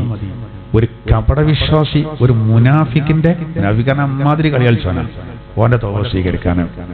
പിന്നെ എന്താവും പറയാൻ ഞാൻ നിസ്കരിച്ചാലെന്നാണ്. അല്ലെങ്കിൽ തന്നെ നമ്മൾ ഒരു ശിക്ഷ നടപ്പിലാക്കുമ്പോൾ തൗബ ചെയ്താൽ മതി, എന്നാ പരലോകത്തൈമ കഴിച്ചിലാവും. ഇത് വേറെ സാക്ഷിന്ന് തെളിവ് കൊണ്ടുവന്ന് സ്ഥിരപ്പെടുത്തി അങ്ങനല്ല, ഇത് പെണ്ണാണ് പറയാണ് ഇതിന്റെ അടുത്ത് സംഭവിച്ചു. അതൊക്കെന്താ? അതൊക്കെ ഈ ആയത്ത് തെളിയിക്കുന്ന ഒരു കാര്യമാണ്. അള്ളാഹ് പറയുന്നുണ്ടാ, നോക്കൂ, അള്ളാഹുവിനെ ഒരു കണ്ണും പ്രാപിക്കില്ല, എന്നാൽ സർവ കണ്ണുകളെയും അള്ളാഹു കാണും. എല്ലാം റബ്ബ് കാണും. റബ്ബിന്റെ ഇതിൽ പെടാത്തൊരു സംഗതിയില്ല. എല്ലാ നിഗൂഢതകളും അള്ളാഹു അറിയും. ഈ ഒരു ചിന്ത നമുക്ക് ഉണ്ടാകണം എന്നാണ്. അപ്പോഴാണ് മനുഷ്യനിൽ എന്തുണ്ടാകുക? വിശുദ്ധി ഉണ്ടാകാം. ആ ഒരു വിഷയത്തിൽ മാത്രമല്ല, എല്ലാ വിഷയത്തിലും വിശുദ്ധി വേണം. എല്ലാ വിഷയത്തിലും വിശുദ്ധി വേണം. ഒരു സഹോദരന് എന്നോട് പറഞ്ഞു, നമ്മളൊരു സഹോദരി ദുആ ചെയ്യാൻ പറഞ്ഞിട്ടുണ്ട്. അതായത് വീട്ടില് കുടുംബത്തിലുള്ള വിഷയങ്ങളാണ്. അതായത് ചില ഭർത്താക്കന്മാര് നല്ല രൂപത്തിൽ പെരുമാറില്ല, ഭാര്യമാര്. ചിലയിടത്ത് ഭാര്യമാര് ഭർത്താക്കന്മാരോട് നല്ല, ഇതൊക്കെ ഇവർക്ക് ദീനിനെ പറ്റി അറിയിട്ടാണ്. ഞാൻ ആലോചിക്കാം, ഇവർ പല ആൾക്കാരും വിചാരം വെച്ചാൽ കുറച്ച് നിസ്കരിക്കുക, കുറെ സ്വലാത്തില്ല, അതുകൊണ്ട് കഴിയുന്നല്ല. മറ്റുള്ള മതങ്ങളിൽ നിന്ന് ഇന്നിപ്പോൾ ഇത് വരക്കാൻ പറഞ്ഞുകൊണ്ടാണ് ഞാൻ അത് പറയണ്ടത്. മറ്റുള്ള മതങ്ങളിൽ നിന്ന് വ്യത്യസ്തമായിട്ട് ഇസ്ലാമിലെ വിവാഹത്തിന് 3 പ്രധാന ലക്ഷ്യങ്ങളുണ്ട്. ഒന്ന് സന്താന ലബ്ധിയാണ്, രണ്ടാമത്തെ ജീവിത വിശുദ്ധിയാണ്, മൂന്നാമത്തത് മനസ്സമാധാനമാണ്. ഇത് 3 ഖുർആൻ പറയുന്നുണ്ട്. വിവാഹം ഇസ്ലാമിൽ സുന്നത്തായത് എല്ലാ നിലക്കും കഴിവുണ്ടായിട്ട് ഒരാള് വിവാഹം കഴിക്കാൻ തയ്യാറല്ലെങ്കിൽ വാശിക്ക് നിന്നാൽ നബി സല്ലല്ലാഹു അലൈഹി വസല്ലം തങ്ങൾ പറഞ്ഞെന്താണ്? മലക്കുകള് എന്റെ ദീന്ന് ഹൗദുൽ കൗസർന്ന് വെള്ളം തട്ടിക്കളയുന്നതാണ്, തിരിച്ചു കളയുവാനാണ്. അത്രയും ഇതാണ് വിവാഹത്തിന്. അത്രയും പ്രാധാന്യം ഇസ്ലാം വിവാഹത്തിന് കൊടുത്തു. ഇസ്ലാം ഒരു പ്രകൃതി മതമാണ്. അതിന്റെ ഉദ്ദേശം എന്താ? ലക്ഷ്യം ഒന്ന് സന്താന ലഭ്യം, നമുക്ക് കുട്ടികൾ ഉണ്ടാവുക എന്നുള്ളതാണ്. മക്കളെ പഠിച്ചോൻ തരികയാണെന്നാണ് വിവാഹം കഴിക്കേണ്ടത്. രണ്ടാമത്തത്, ഇല്ലെങ്കിൽ മനുഷ്യന് എന്ത് ചെയ്യും?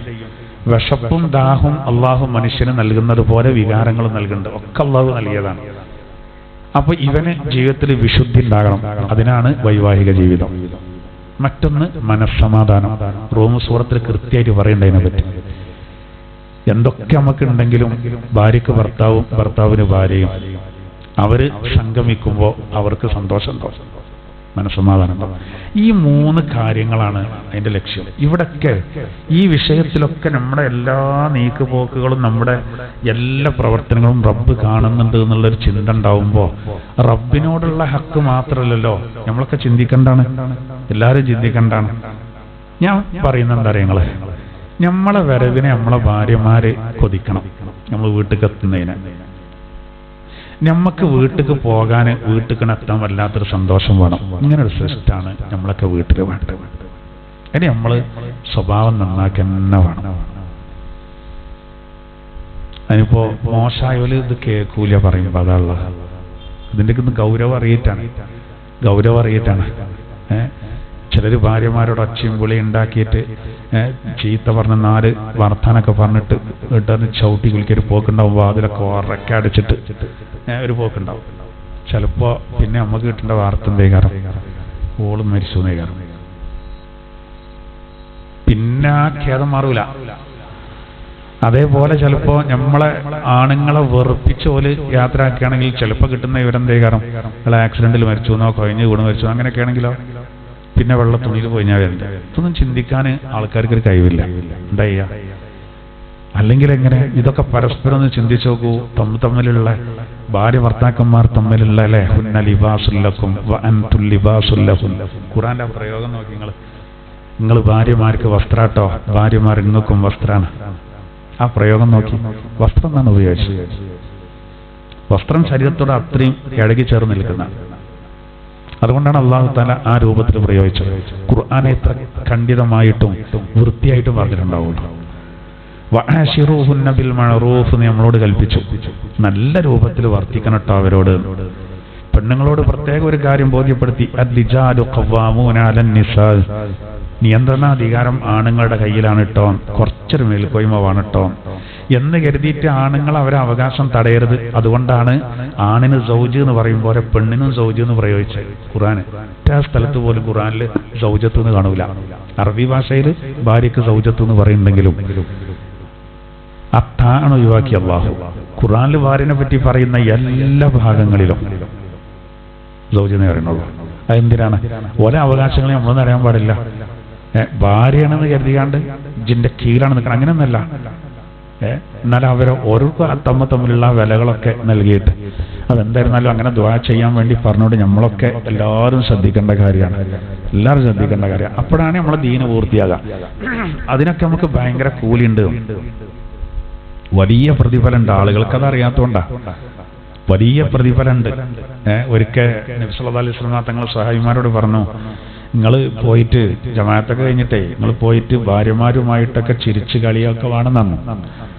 അപ്പോ അത് കൂലിയുള്ള കാര്യമാണ്. അപ്പോൾ ഒരു സ്വഹാബി കൗതുകത്തോടു കൂടെ ചോദിച്ചു, ആ സ്വഹാബി തന്നെ നമ്മൾ ഒരു ആഖിറത്ത് തൊഴിലാളിയാണെന്ന് കരുതിണ്ടാവേ. ആ സ്വഹാബി ചോദിച്ചു, നബിയെ ഭാര്യമാരോട് ചിരിച്ച് കളിക്കുന്നതിനൊക്കെ കൂലിയുണ്ടോ? അപ്പൊ നബി തങ്ങൾ തിരിച്ചു ചോദിച്ചത്, അന്യൊരു സ്ത്രീയുമായിട്ട് നിങ്ങൾ കളിച്ചാൽ കുറ്റം ഉണ്ടാവുമോ ചോദിച്ചു. ഉണ്ടാവും എന്ന് പറഞ്ഞു. നിങ്ങളെ ഭാര്യമാരോടാണെങ്കിൽ നിങ്ങൾക്ക് കൂലിയുണ്ട്. അതാ ഞാൻ പറഞ്ഞത്, പ്രകൃതി മതാണ് ഇസ്ലാം എന്ന് പറയാൻ കാരണം അതാണ്. അപ്പൊ ഇതിൽ ഏത് വിഷയത്തിലും നമ്മൾ കുടുംബ ജീവിതമാകട്ടെ സാമ്പത്തിക രംഗാട്ടെ ഏത് മേഖലയാണെങ്കിലും അതിലൊക്കെ ഈ ആയത്തിങ്ങനെ ഓർത്താൽ മതി. സർവം അള്ളാന്റെ കണ്ണിൽ പെടുന്നുണ്ട് കേട്ടോ. എല്ലാം കാണുന്നുണ്ട്. വൽ ലത്തീഫാണ്, എല്ലാ നിഗൂഢതകളും അറിയും. എല്ലാ നിഗൂഢതകളും അറിയും. അങ്ങനെ അറിയുമ്പോൾ പിന്നെ അപ്പൊ നമുക്കൊരു പേടി ഉണ്ടാവും, പടച്ചോനെ എന്താ മറച്ചേക്കാൻ കഴിയില്ലല്ലോ. അത് ഈ ആയത്ത് നൽകുന്ന ഒരു സന്ദേശം. ഈ വേറൊന്നും എന്താ അറിയോ, ഈ ആയത്ത് ഞാൻ നാളെ പറഞ്ഞില്ല, ലത്തീഫിന്റെ മഹത്വം പറഞ്ഞിട്ട് ഞാൻ ആവർത്തിക്കുന്നില്ല. ഈ ആയത്തിന്റെ തഫ്സീറിലാണ് അത് വരേണ്ടത്. പക്ഷെ ഈ ആയത്തിലാണ് ഇപ്പൊ നമ്മൾ ഇപ്പോഴാണ് ഇവിടെ എത്തുന്നത്. ഞാൻ മുമ്പ് പറഞ്ഞിട്ടുണ്ട്, ആ ലത്തീഫ് എന്നുള്ള അള്ളാഹുവിന്റെ നാമം ചെല്ലുന്നവർക്ക് പറഞ്ഞില്ലേ, അവിടെ ഓതേണ്ട ആയത്ത് ഇതാണ്. 129 വട്ടം. അതൊക്കെ എപ്പോ ഞങ്ങള് നിഗൂഢത ഇതിന്റെ തഫ്സീറിൽ കാണാം. നമുക്ക് ചിലപ്പോൾ പ്രത്യേകിച്ച് ശത്രുക്കൾ നിന്ന് ഭയങ്കര ശല്യങ്ങൾ, ശത്രുക്കൾ നമ്മക്കെതിരെ ഭയങ്കര കെണികൾ ഒപ്പിക്കുക, അല്ലെങ്കിൽ സങ്കീർണമായ വിഷയങ്ങൾ നമ്മുടെ ജീവിതത്തിൽ വരിക. അതും കെട്ട് തെളിഞ്ഞിട്ടണില്ല, റെഡിയാണില്ല, അതിനും കെട്ട് കഴിച്ചിലാകണില്ല.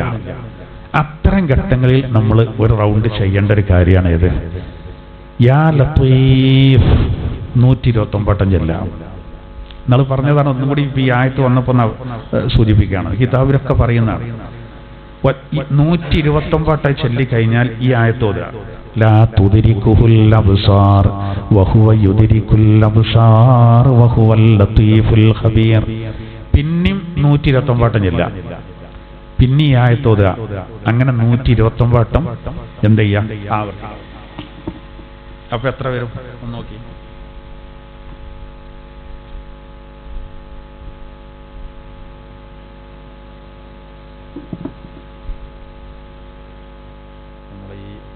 നല്ല സാധനമാണ് നിങ്ങളുടെ കുടുംബശ്രീണ്ട്.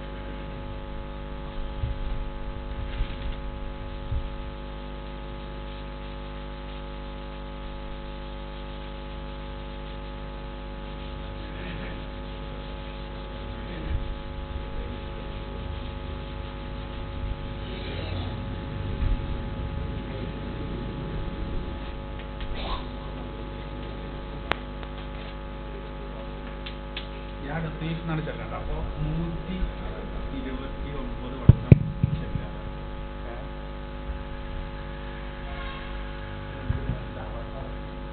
അല്ലല്ല 129. യാ ലത്തീഫ്, ലത്തീഫ് എന്നുള്ളത് അങ്ങനെ ഒരു കണക്ക് പറയും. അല്ലല്ല ഇല്ല, നമ്മളെ ക്ലാസ്സിൽ ഇതൊരിക്കലും ഞാൻ പറഞ്ഞു 129. അത് വേറെ ഇത് പറഞ്ഞത് നമ്മൾ സമദിനെ പറ്റി പറഞ്ഞപ്പോൾ പറഞ്ഞിട്ടുണ്ട്. ഇത് 129 വട്ടം 129 × 129 കൂട്ടണം. അപ്പോൾ അവിടെ എത്ര വരും? 16,641 തവണ വരും. അപ്പൊ 129 വട്ടം ചൊല്ലിക്കഴിഞ്ഞാൽ ഈ ആയത്തോടെ ലാ തുദ്രിക്കുൽ അബ്സാർ വഹു യുദ്രിക്കുൽ അബ്സാർ വഹുവൽ ലത്തീഫുൽ ഖബീർ. വീണ്ടും 229 വട്ടം. അങ്ങനെ അത് ഈ സംഖ്യാശാസ്ത്രം അനുസരിച്ച് നബി തങ്ങൾ പറഞ്ഞ ലത്തീഫിന്റെ സംഖ്യാശാസ്ത്രം അനുസരിച്ചുള്ള കണക്കാണ് ഈ 129. ഓരോ അക്ഷരത്തിനും ഓരോ സംഖ്യയാണ് ഈ വട്ടം.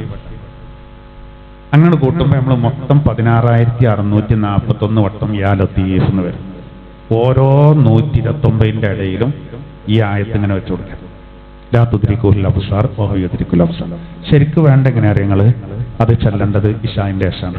അങ്ങനെയാണ് ഇതിന്റെ കിതാബിലൊക്കെ പറയുന്നത്. അതിന്റെ ശരിയായ രീതി ഇശാഇന്റെ ശേഷം ഒളുവോടുകൂടെ കിബിലക്ക് തിരിഞ്ഞിരുന്നിട്ട് ചെല്ലുക എന്നുള്ളതാണ്. പക്ഷെ നമുക്ക് ഒറ്റ ഇരിപ്പിന് ചിലപ്പോൾ അത് കഴിഞ്ഞോളണമെന്നില്ല. അപ്പോൾ നമ്മൾ വേണമെങ്കിൽ ഒറ്റ ഇതുകൊണ്ടല്ലെങ്കിൽ സമയം ആയിക്കോട്ടെ, പക്ഷെ എണ്ണം വേക്കാം. എണ്ണം കറക്റ്റാണ്. എണ്ണത്തുമലാട്ട് അതിന്റെ ഇത് കിടക്കേണ്ടത്. എണ്ണം വളരെ കറക്റ്റാണ്. നമ്മൾ അതിൻ്റെ അടിയിട്ട് ഉറങ്ങി എത്ര പായി എന്നൊക്കെ ചോദിച്ചാൽ അത് പോയി ചീറ്റി അയച്ചു തുടങ്ങേണ്ടി വരും. അതാണ് അതിന്റെ പ്രത്യേകത.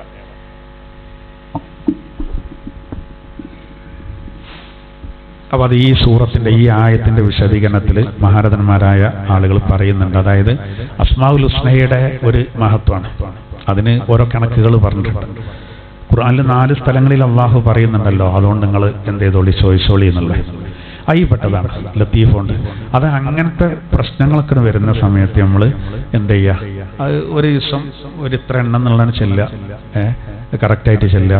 അത് നല്ല ഒരു പേപ്പറിൽ ഒരു ഡയറിയിലോ ഇത് ശരിക്കും എഴുതിയേക്കുക. എന്നിട്ട് നമ്മൾ ഇതിനനുസരിച്ച് അടുത്ത സമയം ഇരുന്നിട്ട് ചെല്ലുക. അത്ര വലിയ പണിയൊന്നുമില്ല. നമ്മൾ 16,600 എന്നൊക്കെ കേൾക്കുമ്പോൾ നമ്മൾ ബേജാറാവും. അത്ര പ്രശ്നമൊന്നുമില്ല. ഒന്ന് നമ്മൾ അതിനാണ് ഒരുങ്ങിക്കഴിഞ്ഞാൽ അതൊക്കെ അല്ലേ. നമ്മളിപ്പോ മണിക്കൂറുകൾ പല കാര്യങ്ങൾക്കും ചെലവാക്കുന്ന പോലെ ഉണ്ട്. വെറുതെ അങ്ങനെ ഇരിക്കുന്നുണ്ട് നമ്മൾ. ഈ നേട്ടങ്ങൾ പറയുമ്പോൾ അങ്ങനെയുള്ളോ, നമ്മൾ ഒരുങ്ങിക്കഴിഞ്ഞാൽ. അപ്പൊ നമ്മൾ ദുന്യാവിൽ നമുക്ക് ഭയങ്കര പരീക്ഷണങ്ങൾ വരുന്ന സമയത്ത് അങ്ങനെ കെട്ടഴിയാനാണ്. ലത്തീഫാണ് അതിൻ്റെ ഇതിലാണ് അത് കാര്യങ്ങളൊക്കെ കിടക്കുന്നത് എന്നുള്ളതാണ്. പ്രത്യേകിച്ച് സിഹിർ സംബന്ധമായ പ്രയാസങ്ങളൊക്കെ വരുമ്പോൾ ഇതെന്താണ്, ഒരു മരുന്നാണ്. അതുള്ള വലിയ നിഗൂഢതകൾ അതിലുള്ള കിടക്കുന്നത്. അപ്പൊ ഇന്നൊക്കെ നമ്മൾ മോചിതരാകാൻ അങ്ങനെ വല്ലതൊക്കെ വരുമ്പോൾ എന്ത് ചെയ്യുക, ഇങ്ങനെ ചെയ്യുക. ഇങ്ങനെയുള്ള ഇതൊക്കെ നമ്മൾ അടിസ്ഥാനമുള്ള തെളിവുള്ള കാര്യങ്ങൾ മാത്രം ഇതിലൊക്കെ നമ്മൾ ചെയ്യാൻ പാടുള്ളൂ. നമ്മൾ ഈ വാട്സപ്പിലും മറ്റൊക്കെ പറയുന്ന കാര്യങ്ങളുണ്ടാവും. പലതിനും എന്തുണ്ടാവില്ല, ഓരോരുത്തരും ഇങ്ങനെ പറഞ്ഞത് അവിടെ ഒരു തുമ്പും ഉണ്ടാവില്ല. ഈ കലണ്ടറിൽ നേഴ്സ് പറയും പോലെ 4 കലണ്ടറിൽ നേഴ്സിന് നോക്കുകയാണെങ്കിൽ ഇനി നേഴ്സല്ലാത്ത ഒറ്റ ദിവസം ഉണ്ടാവില്ല. അച്ചടി പക്ഷൊക്കെ അങ്ങനെ ഒന്നുണ്ടാവും. പിന്നെ അത് അങ്ങനെ തന്നെയാണ് കയറ്റാണ്, നോക്കാതെ അങ്ങനെ പറയുന്നുണ്ട് എന്ന് പറഞ്ഞവർക്കാവും. അപ്പൊ ഇതങ്ങനല്ല, നമ്മൾ കാണാത്തൊരു സംഗതി നമ്മൾ ക്ലാസ്സിൽ എന്ത് ചെയ്യൂല, പറയില്ല. അപ്പോ ഇൻഷാ അല്ലാഹ് ഇത് വളരെ പ്രധാനപ്പെട്ട ഒരു കാര്യമാണ്. നമ്മൾ എല്ലാവരും ശ്രദ്ധിക്കുക. നമ്മൾ വലിയ പ്രതിസന്ധികളൊക്കെ വരുന്ന സമയത്ത് ഈ ഇത്തരം കാര്യങ്ങൾ നമ്മൾ എന്ത് ചെയ്യുക. ഞാനിത് കിതാബിൽ കണ്ടിട്ടില്ലായിരുന്നു. എനിക്ക് അസുഖം വന്നപ്പോൾ നമ്മളെ ചില ഉസ്താദുമാർ എന്നോട് നിർദ്ദേശിച്ചത്, നമ്മളെ സാദാത്തുക്കളൊക്കെ നിർദ്ദേശിച്ച ഇതാണ്. അന്ന് എന്നോട് പറഞ്ഞു 3 സ്ഥലങ്ങളിൽ വെച്ചിട്ട് ഇത് എല്ലാം എന്നോട് പറഞ്ഞത്. ഞങ്ങളൊരു 8-10 ആൾക്കാർ വൈകാണ്ടാണ് ചെല്ലിയത്. അൽഹംദുലില്ലാഹ് സലാമത്തായി. അന്ന് ഞാനത് ഇതിന്റെ ശരിക്കും കണ്ടിട്ടില്ലായിരുന്നു. പിന്നെ അയിമ തന്നെ കൂടി. അപ്പോൾ സംഗതി ഇത് വളരെ കൃത്യമായിട്ട് പറയുന്നുണ്ട്, കിതാബിൽ പറയുന്നുണ്ട്. അപ്പൊ അത് നമ്മളെല്ലാവരും ഒന്ന് പ്രത്യേകം ശ്രദ്ധിക്കുക. അല്ലാഹു തആല എല്ലാ മുസീബത്തുകളെ തൊട്ട് നമ്മളെ കാത്തു രക്ഷിക്കുമാറാവട്ടെ. ഇനി അടുത്തായത് നോക്കൂ. ഖദ് ജാഅകും ബസ്വായിറു മിർ റബ്ബികും ഫമൻ അബ്സറ ഫലിനഫ്സി വമൻ അമിയ ഫഅലൈഹാ വമാ അന അലൈക്കും ബിഹഫീസ്. ഖദ് ജാഅകും, തീർച്ചയായിട്ടും നിങ്ങൾക്ക് വന്നിരിക്കുന്നു, ബസ്വായിറു മിർ റബ്ബികും, നിങ്ങളുടെ റബ്ബിൽ നിന്ന് നിങ്ങൾക്ക് ഉൾക്കാഴ്ച നൽകുന്ന തെളിവുകൾ വന്നു കിട്ടിയിട്ടുണ്ട്. ഫമൻ അബ്സറ ഫലിനഫ്സി, അങ്ങനെ ഉൾക്കാഴ്ചയോടുകൂടെ ആര് അത് കാണുന്നുവോ അതിന്റെ ഫലം അവനിക്കാണ്. വമൻ അമിയ ഫഅലൈഹാ, ആര് ആ വിഷയത്തിൽ അന്ധനായോ അതിന്റെ തിക്തഫലവും അവനിക്കാണ്. വമാ അനാ അലൈക്കും ബിഹഫീൽ. അല്ലാഹു സുബ്ഹാനഹു വ തആല 104 അവസാനം പറയാണ് എന്ത്? വമാ അന, നബിയോട് പറയാൻ വേണ്ടി പറഞ്ഞതാണ്, ഞാനല്ല. വമാ അന അലൈക്കും ബിഹഫീൽ, ഞാൻ നിങ്ങളുടെ കാര്യങ്ങളൊക്കെ കാത്ത് സംരക്ഷിക്കേണ്ട സൂക്ഷിക്കേണ്ട ഒരു ചുമതലയൊന്നും എനിക്കില്ല എന്ന് പറഞ്ഞാല് ഞാൻ കാര്യങ്ങളൊക്കെ നിങ്ങൾക്ക് പറഞ്ഞുതരും. ഇന്ന മാർക്കാണ് ചെയ്യേണ്ടതെന്ന് പറഞ്ഞുതരും.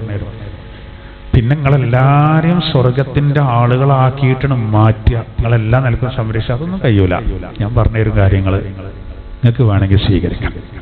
ഈ ശേഷമുള്ള കുറച്ച് ആയത്ത് കൂടി പറയുമ്പോൾ പൂർത്തിയാവും ചെയ്യും, നമുക്ക് പിന്നീട് വിശദീകരിക്കാം.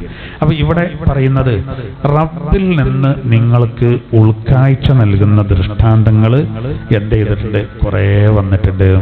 ശരിയാണ്, അല്ലാഹു തആല ഈ പ്രകൃതിയിൽ ഒരുപാട് ദൃഷ്ടാന്തങ്ങൾ നമുക്ക് നൽകി.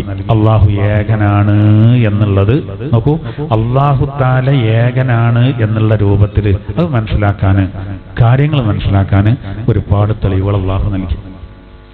നേരത്തെ പല ആളുകളെയും നശിപ്പിച്ച കഥകൾ അള്ളാഹു തആല പറഞ്ഞു, ഒരുപാട് പറഞ്ഞു. ഒരു ദൂ ബഖിയ എന്ന് പറഞ്ഞിട്ടൊരു പ്രയോഗമുണ്ട്. അതായത് ഖുർആനിൽ പറയുന്നുണ്ട്, പൂർവീകരായ പല ആളുകളിലും പ്രവാചകന്മാർ വന്നപ്പോഴും അവരുടെ ഉമ്മത്തിൽ എന്തുണ്ടായില്ല? ഉലുൽ ബഖിയ. ഉലു ബഖിയ എന്ന് പറഞ്ഞാല് എന്താ വെച്ചാല് നല്ല പ്രവാചകന്മാരൊന്നും ആകണമെന്നില്ല, എന്നാൽ അതേ സമയത്ത് നല്ല പുണ്യവാന്മാര്, അവര് മരിച്ചു പോയാലും അവരെ മാതൃക അവിടെ അവശേഷിക്കും. അതാണ് ബഖിയത്ത് അറിയുന്നത്. അങ്ങനത്തത് പല സമൂഹത്തിലും ഉണ്ടായില്ല. അത് വലിയൊരു നഷ്ടമായി എന്നാണ്. നമുക്കൊക്കെ അത് ഉണ്ടായും ചെയ്തു. ഈ ഉമ്മത്തില് ധാരാളം ആളുകൾ, ഉദാഹരണത്തിന് മുഹ്യിദ്ദീൻ ശൈഖ് റളിയല്ലാഹു അൻഹു, നമ്മൾ ഷെയ്ഖ് എന്നൊക്കെ പറയുമ്പോൾ പല തരികിടകളൊന്നും നടക്കുന്നതുകൊണ്ട് വേഗം തെറ്റിദ്ധാരണ വരും. ഇതെന്തോ അല്ല, അവരൊക്കെ അത്രമാത്രം അള്ളാഹുവിനോട് അടുത്തു, അവർക്ക് അതിന് മാത്രം ഇബാദത്ത് ഉണ്ടായിരുന്നു, അമലുകൾ ഉണ്ടായിരുന്നു.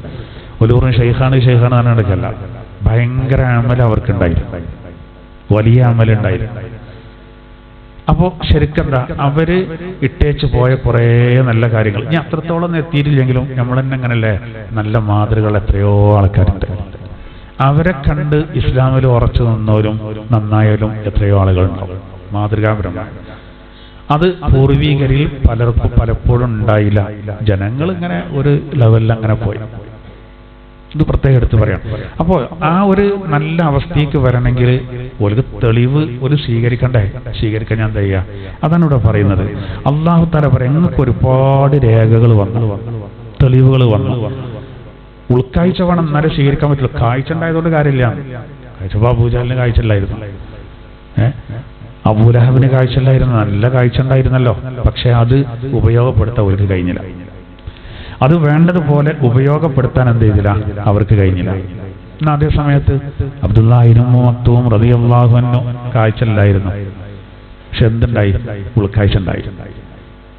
യാക്കൂബ് നബി അലൈഹിസ്സലാത്തു വസ്സലാമിനും ഷുഐബ് നബി അലൈഹിസ്സലാത്തു വസ്സലാമിനും കാഴ്ച പറ്റ നഷ്ടപ്പെട്ട സന്ദർഭങ്ങളിലും ഓൽക്ക് ഉൾക്കാഴ്ച ഉണ്ടായിരുന്നു. അതാണ് ഇവിടെ പ്രത്യേകം പറയുന്നത്. അപ്പോൾ ഉൾക്കാഴ്ച ആർക്കുണ്ടോ അതിന്റെ ഫലം അവർക്കാണെന്ന് പറഞ്ഞാല്, ഉൾക്കാഴ്ച ഉള്ളവന് റബ്ബിന്റെ മാർഗത്തിൽ ഉറച്ചു നിൽക്കും. അതിനെ എന്ത് വന്നാലും അവനെന്ത് ചെയ്യില്ല, പിന്മാറൂല. ഉൾക്കാഴ്ച ഇല്ലെങ്കിൽ പിന്നെ ഞാൻ നേരത്തെ പറഞ്ഞ അതിന് ആദ്യം പറഞ്ഞത് വേണം, അള്ളെല്ലാം കാണുന്നുണ്ട്. ഇപ്പൊ മിഞ്ഞാന്ന് മധ്യപ്രദേശിൽ ഒരു ഹോസ്പിറ്റലിൽ നടന്ന സംഭവം കണ്ടില്ലേ? ചെറുപ്പക്കാരനെ ഹോസ്പിറ്റലിൽ അഡ്മിറ്റ് ചെയ്തു.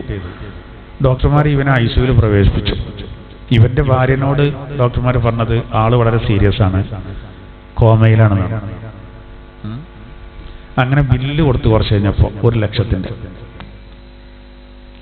അങ്ങനെ ഇത് അറിയുന്നുണ്ട്, ഇവനൊരു കുഴപ്പമില്ല. അവിടെ രസം, മധ്യപ്രദേശിൽ ഇപ്പൊ മിഞ്ഞാന്ന് നടന്നാണ്. അതിൽ ഇവന്റെ മേലെ ആകെ കുറെ വയറുകളൊക്കെ വെച്ചിട്ടുണ്ട്. ഇവെല്ലാം അറിയണ്ടല്ലോ, അവിടെ നടക്കേണ്ട സംഗതികളൊക്കെ വർത്താനങ്ങളൊക്കെ കേൾക്കണം. അവനൊരു കുഴപ്പമില്ലല്ലോ. പക്ഷെ ഡോക്ടർമാര് പുറത്തു വന്നാണ്ട് ഭാര്യനോട് പറഞ്ഞത് ആള് വളരെ സീരിയസ് ആണ്, ഒന്നിനും കഴിയൂല. ഇവനെന്താ ചെയ്ത വെച്ചാല് മേത്ത് കടിപ്പിച്ച ഈ വയറടക്കം ഇറങ്ങി ഓടി. അവിടെ വലിയൊരു പൊട്ടത്തരം എന്താ വെച്ചാല് ഡോക്ടർമാർ പത്രസമ്മേളനം നടത്തിയത് ആശുപത്രിയെ അപകീർത്തിപ്പെടുത്താൻ ആണ് അയാൾ ഓടിയത് എന്നാണ്. അപ്പോൾ ഓല് ആദ്യം പറഞ്ഞു അയാൾ കോമയിലാണ്, അനങ്ങാൻ കഴിയൂലാണ്, അയാളെ ഓടിയതോ. എന്തൊക്കെ നമ്മൾ വാർത്തയൊക്കെ ഒരു ഡോക്ടർ വള്ളടിച്ച് കണ്ട് കാട്ടണില്ലേ. നമ്മളെ നാട്ടില് എവിടുക്കാ നമ്മളെ നാടെത്തേണ്ട ഇവന്റെ അടുത്തൊക്കെ നമ്മൾ ഓപ്പറേഷനെ എന്നാല് കോട്ടക്കല് ഡോക്ടർ ഉണ്ടല്ലോ. ഞങ്ങൾ ആരെ നമ്മളിനി വിശ്വസിക്കല്ലേ, ആരെ നമ്മൾ വിശ്വസിക്കുക? നമ്മൾ ഈ ഡോക്ടർമാരോടൊക്കെ നമുക്ക് ഭയങ്കര ബഹുമാനമുള്ളൂ. അങ്ങനെ ബഹുമാനമാണ്. കാരണം എന്താ വെച്ചാൽ ഓല് എത്ര ആത്മാർത്ഥമായിട്ടും ഇതൊന്നും ചെയ്യേണ്ട കാര്യങ്ങളാണ് ഉത്തരവാദിത്വത്തോടെ കൂടെ. പക്ഷെ ഇവരുടെ അടുത്തൊക്കെ നമ്മൾ എങ്ങനെ പോവുക?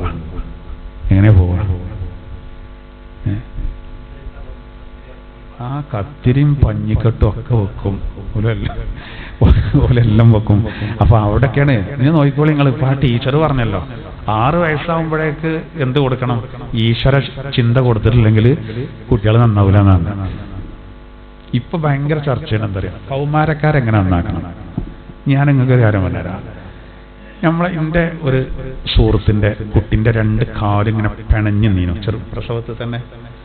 അപ്പൊ അങ്ങനെ അതിന് ഡോക്ടറെ കാണിച്ചപ്പോ ഡോക്ടർ എന്ത് ചെയ്തു, പിന്നെ ഈ കുട്ടിക്കൊരു സ്പെഷ്യൽ ഇതുണ്ടാക്കണം, ചെരുപ്പ് ഉണ്ടാക്കണം, അതിന് നല്ലൊരു സംഖ്യ വരും എന്നൊക്കെ പറഞ്ഞപ്പോൾ അത്ര 2000 പറഞ്ഞു വന്നു. അപ്പൊ ഇയാള് പറഞ്ഞു അത്രേ എനിക്കതിന് കഴിയൂല 2000-നൊന്നും. അപ്പോ ഡോക്ടർ ഇതില്ല ഞാൻ പറ്റൂല എന്നൊക്കെ പറഞ്ഞപ്പോ ഇയാൾ പറഞ്ഞ പോലെ ഡോക്ടറെ നിങ്ങളെ ഭാര്യയല്ലേ എന്നിട്ട് കുടുംബം തെളിയിച്ചു. മനസ്സിലായി? ഡോക്ടറോട് കുടുംബം അതില് ഡോക്ടർ പോലെ അങ്ങനെ ഉണ്ടല്ലേ എന്നൊക്കെ പറഞ്ഞിട്ട് പിന്നെ വെല്ലെങ്ങനെ ഉരുണ്ട് പോലെ ഒരു കാര്യം ചെയ്യും. 2 പിന്നെ ഹവായി ചെരുപ്പ് വാങ്ങുക, ഈ കുട്ടിക്ക് പാകളുള്ള 2 ഹവായി ചെരുപ്പ് വാങ്ങുക. എന്നിട്ട് ഇടത്തെ കാലിന്റെ വലത്തെ കാലിന്റെ ഇടത്തെ കാലിന് ഇട്ട് കൊടുത്താൽ മതിയാണെന്ന് പോലെ. ഇത് ശരിയാവുന്നതാണോ? അത്രേ ഉള്ളൂ, വളരെ സിമ്പിളാണ്. നിങ്ങൾക്ക് മനസ്സിലായോ? കുടുംബം തെളിയിച്ചുകൊണ്ട് അയാൾക്ക് 2000 രൂപ കിട്ടി, ഒരു 75 രൂപ. അങ്ങനെ ഇട്ടെടുത്തപ്പോൾ ഇത് ശരിയായി എന്നാണ് പറഞ്ഞത്. അങ്ങനെ തന്നെ നടക്കാൻ പറഞ്ഞ പോലെ. അത്രേ ഉള്ളൂ സംഗതി. എന്ന് പറഞ്ഞാർക്ക് ഇവിടെ ഇപ്പൊ കൗമാരക്കാരഞ്ഞി എങ്ങനെ നന്നാക്കണം പെരും ചർച്ചയൊന്നും വേണ്ട, നല്ല പൊളിഞ്ഞുള്ളിലുണ്ടായാൽ മതി. മാഷന്മാർക്കും ഉസ്താദ്മാർക്കൊക്കെ ശിക്ഷണത്തിന്റെ ഭാഗമായിട്ട് മുമ്പ് അടിക്കളാവും. ഇപ്പൊ ഈ ബാലാവകാശ കമ്മീഷൻ കൊണ്ടുവന്നിട്ടുണ്ടല്ലോ, കുട്ടികളതാണ് വല്ല മൂക്കെടുക്കണ്ടേ, ഇവരോടൊന്നും പറയാൻ പറ്റൂല. ബാപ്പാക്കും അമ്മാക്കും സ്ഥാനമില്ല, സർക്കാരിന്റെ കുട്ടികൾ. അതാണ് പ്രശ്നം. നമ്മളൊക്കെ ഇപ്പൊ സ്കൂൾ പഠിക്കണ്ട, ഞങ്ങൾക്കൊരു മയമാരി മാഷന്റെ വേറെ ടീച്ചർമാരെന്നെ പറയാം മയമാരി മാഷ വിളിച്ചണോ ചോദിക്കും. വേണ്ട മൂപ്പരാ ചോറിലേറ്റും വന്നാൽ എല്ലാം കിട്ടും. ഒരു വാപ്പിയും പരാതി അറിയാൻ പോവില്ല, ഓൽക്കും കിട്ടും ചിലപ്പോൾ. അങ്ങനത്തെ ഒരു കാലം ഉണ്ടായിരുന്നു. അപ്പൊ കുട്ടികൾ നന്നാവുന്നേ നോക്കി. അധ്യാപകന്മാരൊന്നും ഒരിക്കലും കുട്ടികളെ വെറുതെ തല്ലൂല, ഒരു അധ്യാപനം തല്ലൂല. ഒറ്റപ്പെട്ട ചിലപ്പോ ഉണ്ടാവില്ല. അതെന്നെങ്ങനെ എനിക്ക് മനസ്സിലാകുന്നില്ല. കാരണം അധ്യാപകർ പറഞ്ഞാൽ അങ്ങനെയാണ്, ആ കുട്ടികളോട് ഭയങ്കരതായിരിക്കും. ശിക്ഷണത്തിന്റെ ഭാഗമായിട്ടാണ് അടിക്കേണ്ടത്. അത് തൊലി പൊട്ടേ എല്ല് പൊട്ടൊന്നും ചെയ്യൂല, അത് നന്മക്കാണ്. ഡോക്ടർമാർ പഥ്യം നിർദ്ദേശിക്കും പോലെയാണ്. പ്രത്യക്ഷത്തിൽ നമുക്ക് മോശം തോന്നിയാലോ അത് പിന്നീട് ഹൈറാക ചെയ്യാം. അപ്പൊ ഞാൻ പറയുന്നത് എന്താ വെച്ചാല് എന്തൊക്കെ നമ്മൾ കേൾക്കുന്നത്. അപ്പോ ഉള്ളിൽ ഒരു പേടിയില്ലെങ്കിൽ ഇത്രയേ ഉള്ളൂ. അള്ളാന്നുള്ള ഒരു ചിന്തനം വരുമ്പോഴേ ഈ കാര്യങ്ങളൊക്കെ ശ്രദ്ധിക്കുള്ളൂ. അല്ലെങ്കിൽ എല്ലാ മേഖലയിലും നമ്മളിത് കാണാണ്. എല്ലാ മേഖലയിലും വർജനകളും കാര്യങ്ങളും പ്രശ്നങ്ങളും ഇതിന്റെ ഒരു കൂത്തരങ്ങ് എന്ന് പറയാം. അതാണ് ഇപ്പോൾ നമ്മൾ നടന്നുകൊണ്ടിരിക്കുന്നത്. അവിടെ ഒക്കെ വേണ്ട എന്താ വെച്ചാല് ഇതാണ്, അള്ളാഹുവിന്റെ ഭയമാണ്. അത് വേണം, അതുണ്ടായാൽ രക്ഷപ്പെടാൻ സാധിക്കുന്നതാണ്. അപ്പോ അതിന് വേണ്ട എല്ലാ തെളിവുകളും ഉൾക്കാഴ്ചയുള്ളവർക്ക് എടുക്കാൻ കഴിയും. എടുത്തോ, അതിന്റെ ഫലം അവനിക്കാണ്.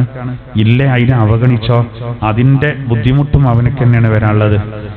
വമാന അലൈക്കും ബിഹഫീദ്, അങ്ങനെ പറയാൻ വേണ്ടി നബിയോട് കൽപ്പിക്കുകയാണ്. ഞാൻ നിങ്ങളുടെ ആ സംരക്ഷണം ഏറ്റെടുത്ത ആളൊന്നുമല്ല എന്ന് പറഞ്ഞാൽ എല്ലാം ഇങ്ങനെ നോക്കി നിങ്ങളെല്ലാവരും ഹിദായത്ത് എല്ലാവർക്കും എത്തിച്ചു കൊടുക്കാൻ കഴിയുമല്ല. ഒക്കെ പറഞ്ഞു കൊടുക്കുക, കാര്യങ്ങൾ ഒറ്റടിക്ക് പറഞ്ഞു കൊടുക്കുക, അത്രേ കഴിയുള്ളൂ. വകദാലിക നുസർറിഫുൽ ആയാത്ത്, അപ്രകാരം നാം ആയത്തുകളെ വിശദീകരിക്കുകയാണ്. ഖുർആന്റെ വചനങ്ങളെ അപ്രകാരം നാം വിശദീകരിക്കും. എന്നിട്ടോ ഇതെന്തിനാണ് ഇങ്ങനെ? വലിയഖൂലൂ ദറസ്ത. അല്ലാഹു തആല പറയാണ്, അതെന്തിനാ അറിയോ? നബിയെ, അങ്ങേക്ക് നാം കാര്യങ്ങളൊക്കെ വിശദീകരിച്ചു തരും, ആയത്തുകളെ സവിസ്തരം. എന്തിനാണത്? വലിയഖൂലൂ ദറസ്ത. അപ്പോ ആ സത്യനിഷേധികളായ ആളുകൾ, എതിരാളികൾ താങ്കളെ പറ്റി പറയും, ഇത് ആരോ, ഇയാളിത് പഠിച്ചു വന്ന് പറയാണ്, അള്ളാഹുവിൽ നിന്നൊന്നുമല്ല, പഠിച്ചു വന്ന് പറയാണ്. അങ്ങനെ പറയട്ടെ, അതിനെന്നെയാണ് നമ്മളെ കൊണ്ടത് പറയിപ്പിക്കുന്നത്.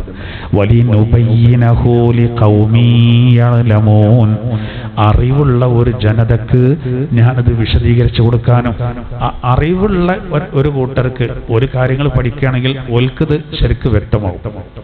അല്ലാത്തവൻ പറയും ഇത് പഠിച്ചു വരികയാണ്, ദർസ് അറിയില്ലേ, അതെന്താ അറിയങ്ങൾ, ഇത് അവിടെ മാത്രം അർത്ഥം വെച്ചാല് ഒരു പിടുത്തം കിട്ടൂല.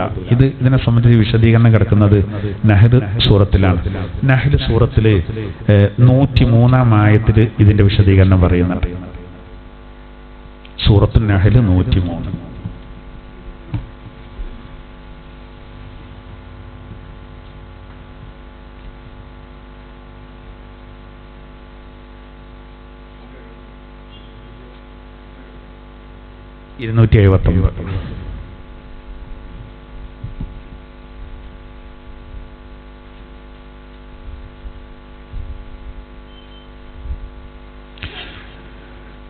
അതിൽ ഏറ്റവും മുകളിലായിട്ട് 103-ാമത്തെ ആയത്ത്, അതാണ് ആ പറഞ്ഞ കാര്യമാണ് ഈ പറയുന്നത്.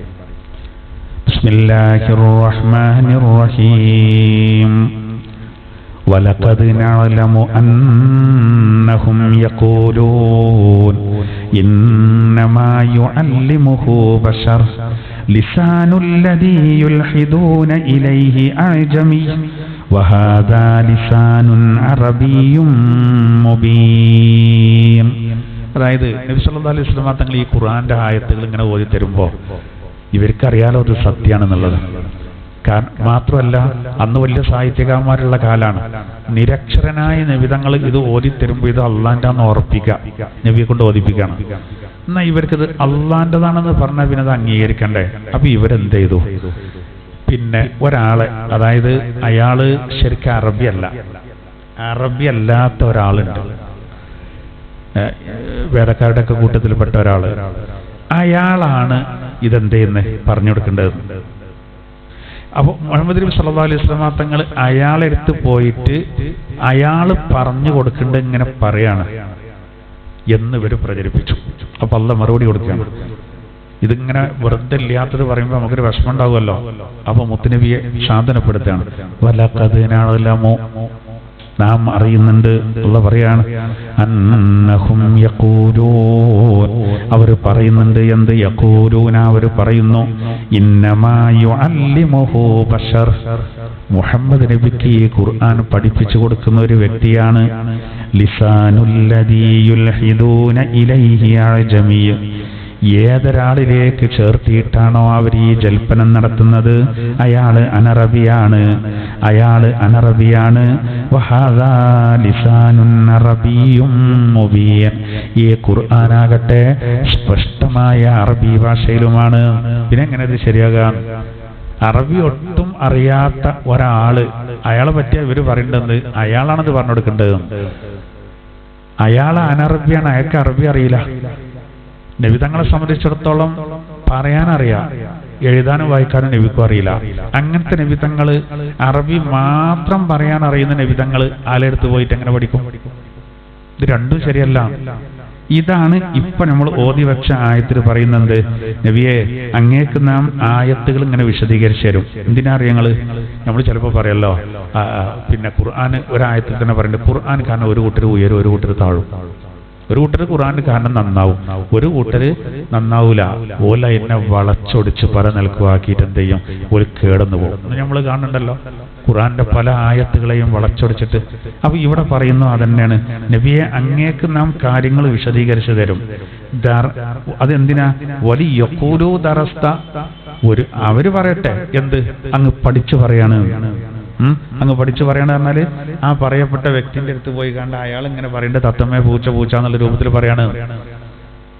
എന്തല്ല, ദൈവീകമല്ല, ഇത് മനുഷ്യനിർമ്മിതമാണ് എന്ന് വരുത്തി തീർക്കുക. ഓലങ്ങനെ പറയട്ടെ. അതേസമയം അതിനെന്നെ നമ്മൾ ഇതാക്കി തന്നത് ഒരു കൂട്ടർ അങ്ങനെ പോകും. വലിനുബയ്യിനഹു ലിഖൗമി യഅലമൂൻ, വിവരമുള്ള ഒരു ജനതക്ക് നാം ഇത് വിശദീകരിക്കാനും ഓൽക്ക് ഇത് വ്യക്തമാക്കി കൊടുക്കണം. ഒരു കൂട്ടർ എന്തായിരുന്നാലും അവർക്കിത് ഉപകാരം ഉണ്ടാവും. നമ്മൾ പിന്നെ ഭക്ഷണം കഴിക്കാൻ നേരത്ത് ചില ഇതൊക്കെ വെച്ചാൽ കുട്ടികൾ പറയും, എന്തിനാണ് ഈ കയ്പങ്ങയൊക്കെ? എനിക്ക് വേണ്ട, ഇതൊന്നണ്ട. അവിടെ വരുന്ന ആൾക്കാർക്ക് ചിലർക്ക് അതില്ല, ഞാൻ പറ്റൂല, ഓൽക്ക് ഭയങ്കര ഇഷ്ടീകാരം. അങ്ങനെ നമ്മൾ സാധാരണ പറയലുണ്ടല്ലോ. പറ്റാത്തവന്ന് സ്വീകരിക്കണ്ട. ഇതന്നെ തെളിക്കുന്ന ഭാഗത്തേക്ക് പോകുന്നില്ല, എന്നാ പോട്ടെ. അപ്പൊ ഇവിടെ വകദാലിക നുസർരിഫുൽ ആയാത്ത് എന്ന ഖുർആന്റെ വചനങ്ങളാണ്. ഇനി അവിടെ ഒരു കാര്യം കൂടി മനസ്സിലാക്കേണ്ടത്, ഖുർആന്റെ വചനങ്ങൾ ഇങ്ങനെ കുറെ തത്വങ്ങളും ചരിത്രങ്ങളും ഇതിങ്ങനെ പറയൽ മാത്രമല്ല കേട്ടോ. നമ്മളെ സംബന്ധിച്ചിടത്തോളം, സാധാരണക്കാരായ നമ്മളെ സംബന്ധിച്ചിടത്തോളം വലിയൊരു ഇബാദത്ത് എന്താ അറിയോ? ആ ഖുർആൻ നമ്മൾ നല്ല ഓതുക എന്നുള്ള. അപ്പൊ അതിന്റെ ടൈമാണ്. അതുകൊണ്ട് നമ്മൾ എല്ലാവരും ആ കാര്യങ്ങൾ ശ്രദ്ധിക്കുന്നുണ്ടാവും. എന്നാലും നല്ലോണം ശ്രദ്ധിക്കുക. ഞാൻ നേരത്തെ ദോഷം പൊറുക്കേണ്ട കാര്യം പറഞ്ഞ പോലെ നബി സല്ലല്ലാഹു അലൈഹി വസല്ലം തങ്ങൾ ഒരിക്കൽ പറഞ്ഞു, ഒരാള് ഒറ്റ ഇരിപ്പിന് 50 പ്രാവശ്യം ഖുൽ ഹുവല്ല സൂറത്ത് ഓതിയാൽ 50 കൊല്ലത്തെ അവന്റെ ചെറുദോഷങ്ങൾ ഞാൻ പുറത്തെടുക്കും, അള്ളാഹു പുറത്തേരും. അതായത് നമ്മുടെ ജീവിതത്തിൽ ഇപ്പൊ ഒരു 10-20 കൊല്ലത്തിന്റെ ഇടയിൽ 50 കൊല്ലം എന്ന് പറഞ്ഞാല് വലിയ സംഭവമല്ലേ. നമ്മളാ കൗമാരണം കഴിഞ്ഞിട്ട് ഒരു 15 കഴിഞ്ഞിട്ട് ബാക്കി 50 കൂട്ടിയാക്കി ജീവിതം മുഴുവൻ എന്ന് പറയാം. ആ 50 കൊല്ലത്തിന്റെ ഇടയിൽ വന്ന ചെറുദോഷങ്ങൾ പൊറുക്കപ്പെടാൻ 8 മിനിറ്റ് അല്ലെങ്കിൽ 6 മിനിറ്റ് മതി. 50 കൊല്ലമല്ലോ പറഞ്ഞാൽ എത്ര കാലം ടൈം എടുക്കും? 50 അൽബക്കറാണെങ്കിൽ കുറച്ച് ടൈം എടുക്കും.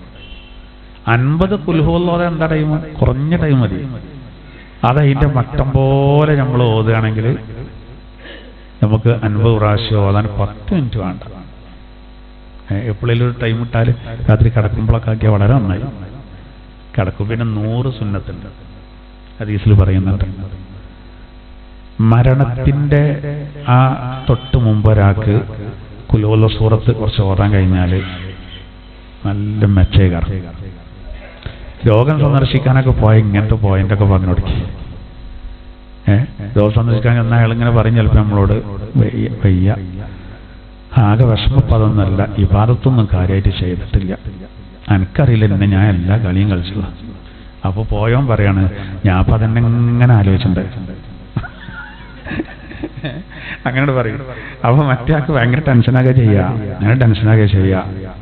എന്നിട്ട് തലകൊണ്ട് ഒരു 25 ആട്ടിലൊക്കെ ആട്ടിയാലേ മറ്റേ ആൾക്ക് അപ്പം തന്നെ ഉണ്ടാവും, അടുത്ത വേദന വരും.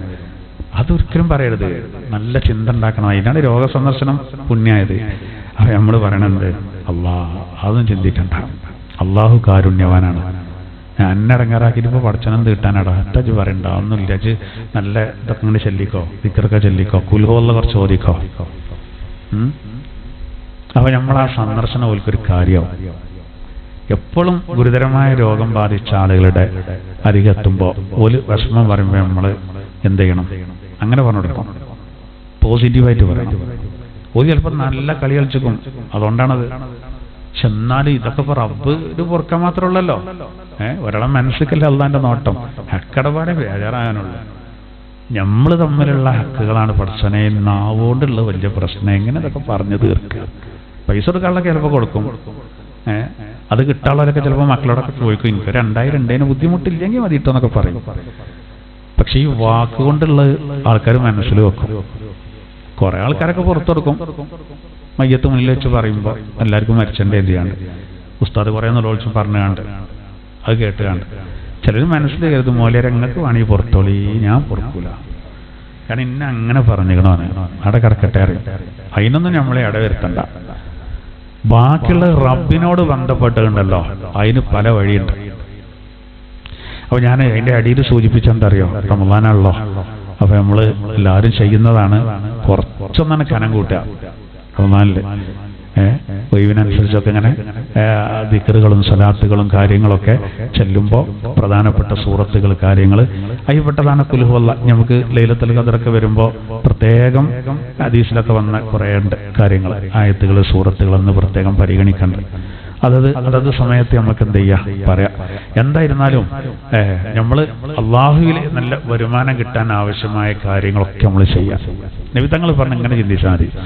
ഇപ്പൊ ഈമാന് പറഞ്ഞല്ലോ, നമ്മൾ ഈ ഉൾക്കാഴ്ചയും കാര്യങ്ങളൊക്കെ പറഞ്ഞല്ലോ. ഈമാനുള്ള ഒരാളുടെ ഈമാന് പുറത്തേക്ക് അതിന്റെ പ്രഭ കാണാനുള്ള ഏക പോംവഴി എന്താ?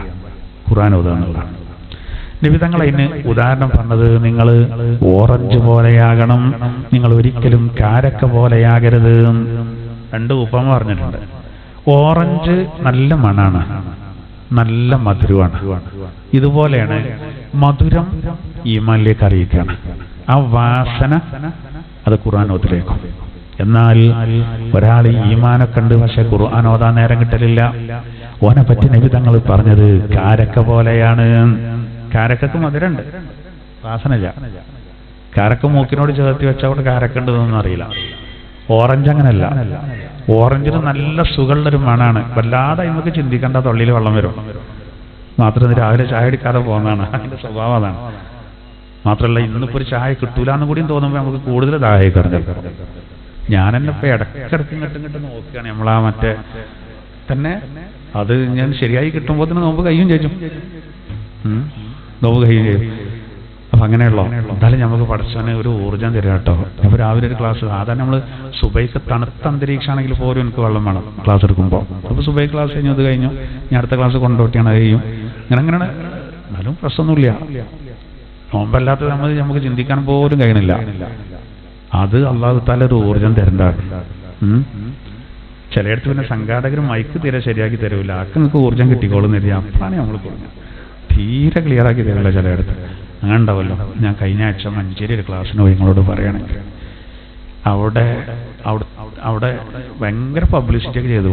ഞാൻ ചെന്ന് നോക്കുമ്പോൾ അവിടെ ഒന്നും ആൾക്കാർ കുറേ ഉണ്ട്, അറേഞ്ച്മെന്റ് തീരെ ചെയ്തില്ല. അറേഞ്ച്മെന്റ് ജഗവകല്ല പറയണ്ടേ. അവിടെ ആ പള്ളി ഉണ്ടാക്കിയ അന്നുള്ള ചെറിയൊരു ആമ്പിളി ഉണ്ട്. ആ ആമ്പിളി ഒന്നും ഇപ്പൊ കിട്ടൂല കേട്ടോ.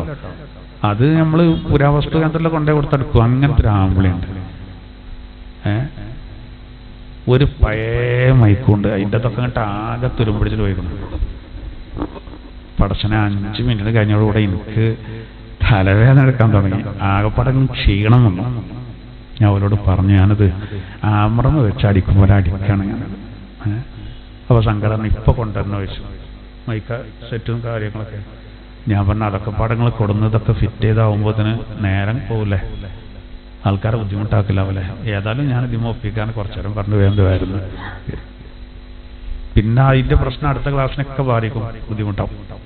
എന്നാൽ നമ്മൾ ചെയ്യേണ്ട നമ്മൾ ചെയ്തിട്ട് തവക്കുലാക്കണമല്ലോ. എന്നാലും ഖുർആന്റെ ഒരു മഹത്വം കൊണ്ടാട്ടോ ഞാൻ പറഞ്ഞെന്താ വെച്ചാല്, അപ്പൊ നമ്മൾ അൽഹംദുലില്ലാഹ് ഇങ്ങനെയുള്ള ഒരുപാട് നല്ല കാര്യങ്ങൾ. അപ്പോൾ റമളാന് ഈ അവസരങ്ങൾ നമ്മൾ ശരിക്കും ഉപയോഗപ്പെടുത്തുക.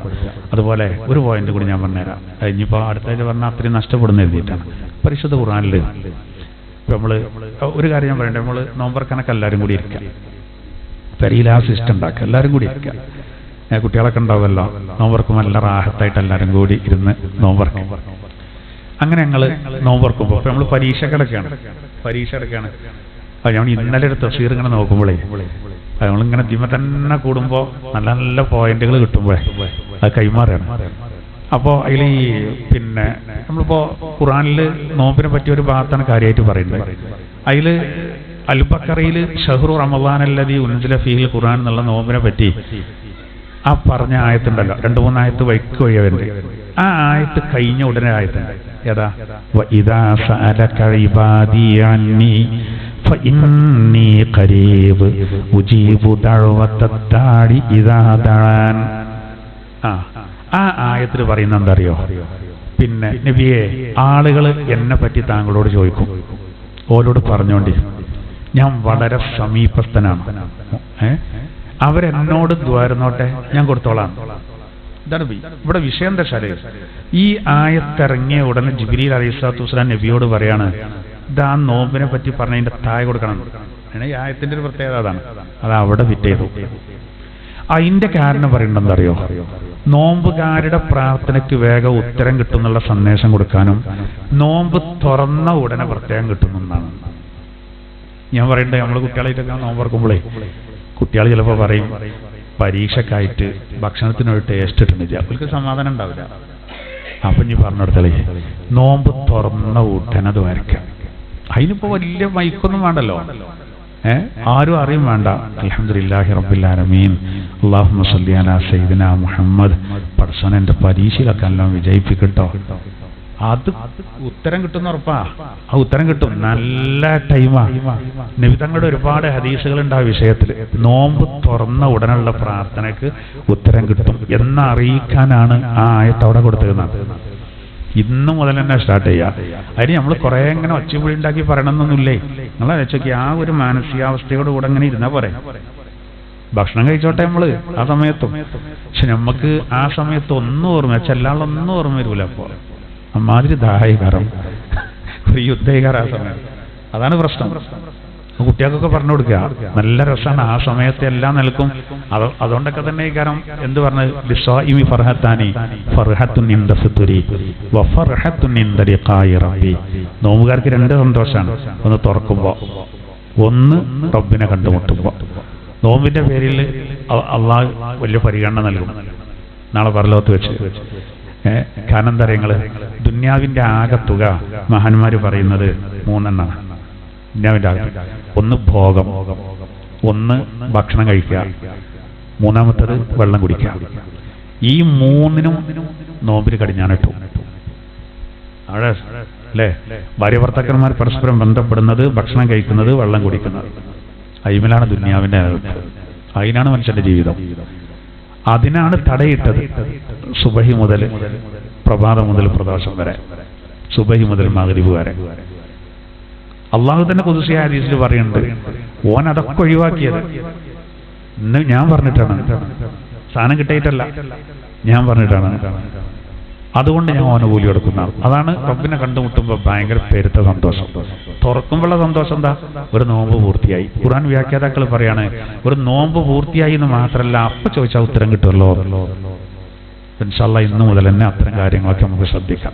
അല്ലാഹു സുബ്ഹാനഹു വ തആല നമ്മുടെ എല്ലാ അമലുകളും അല്ലാഹു തആല സ്വീകരിക്കുമാറാവട്ടെ. അർത്ഥം വെക്കണം.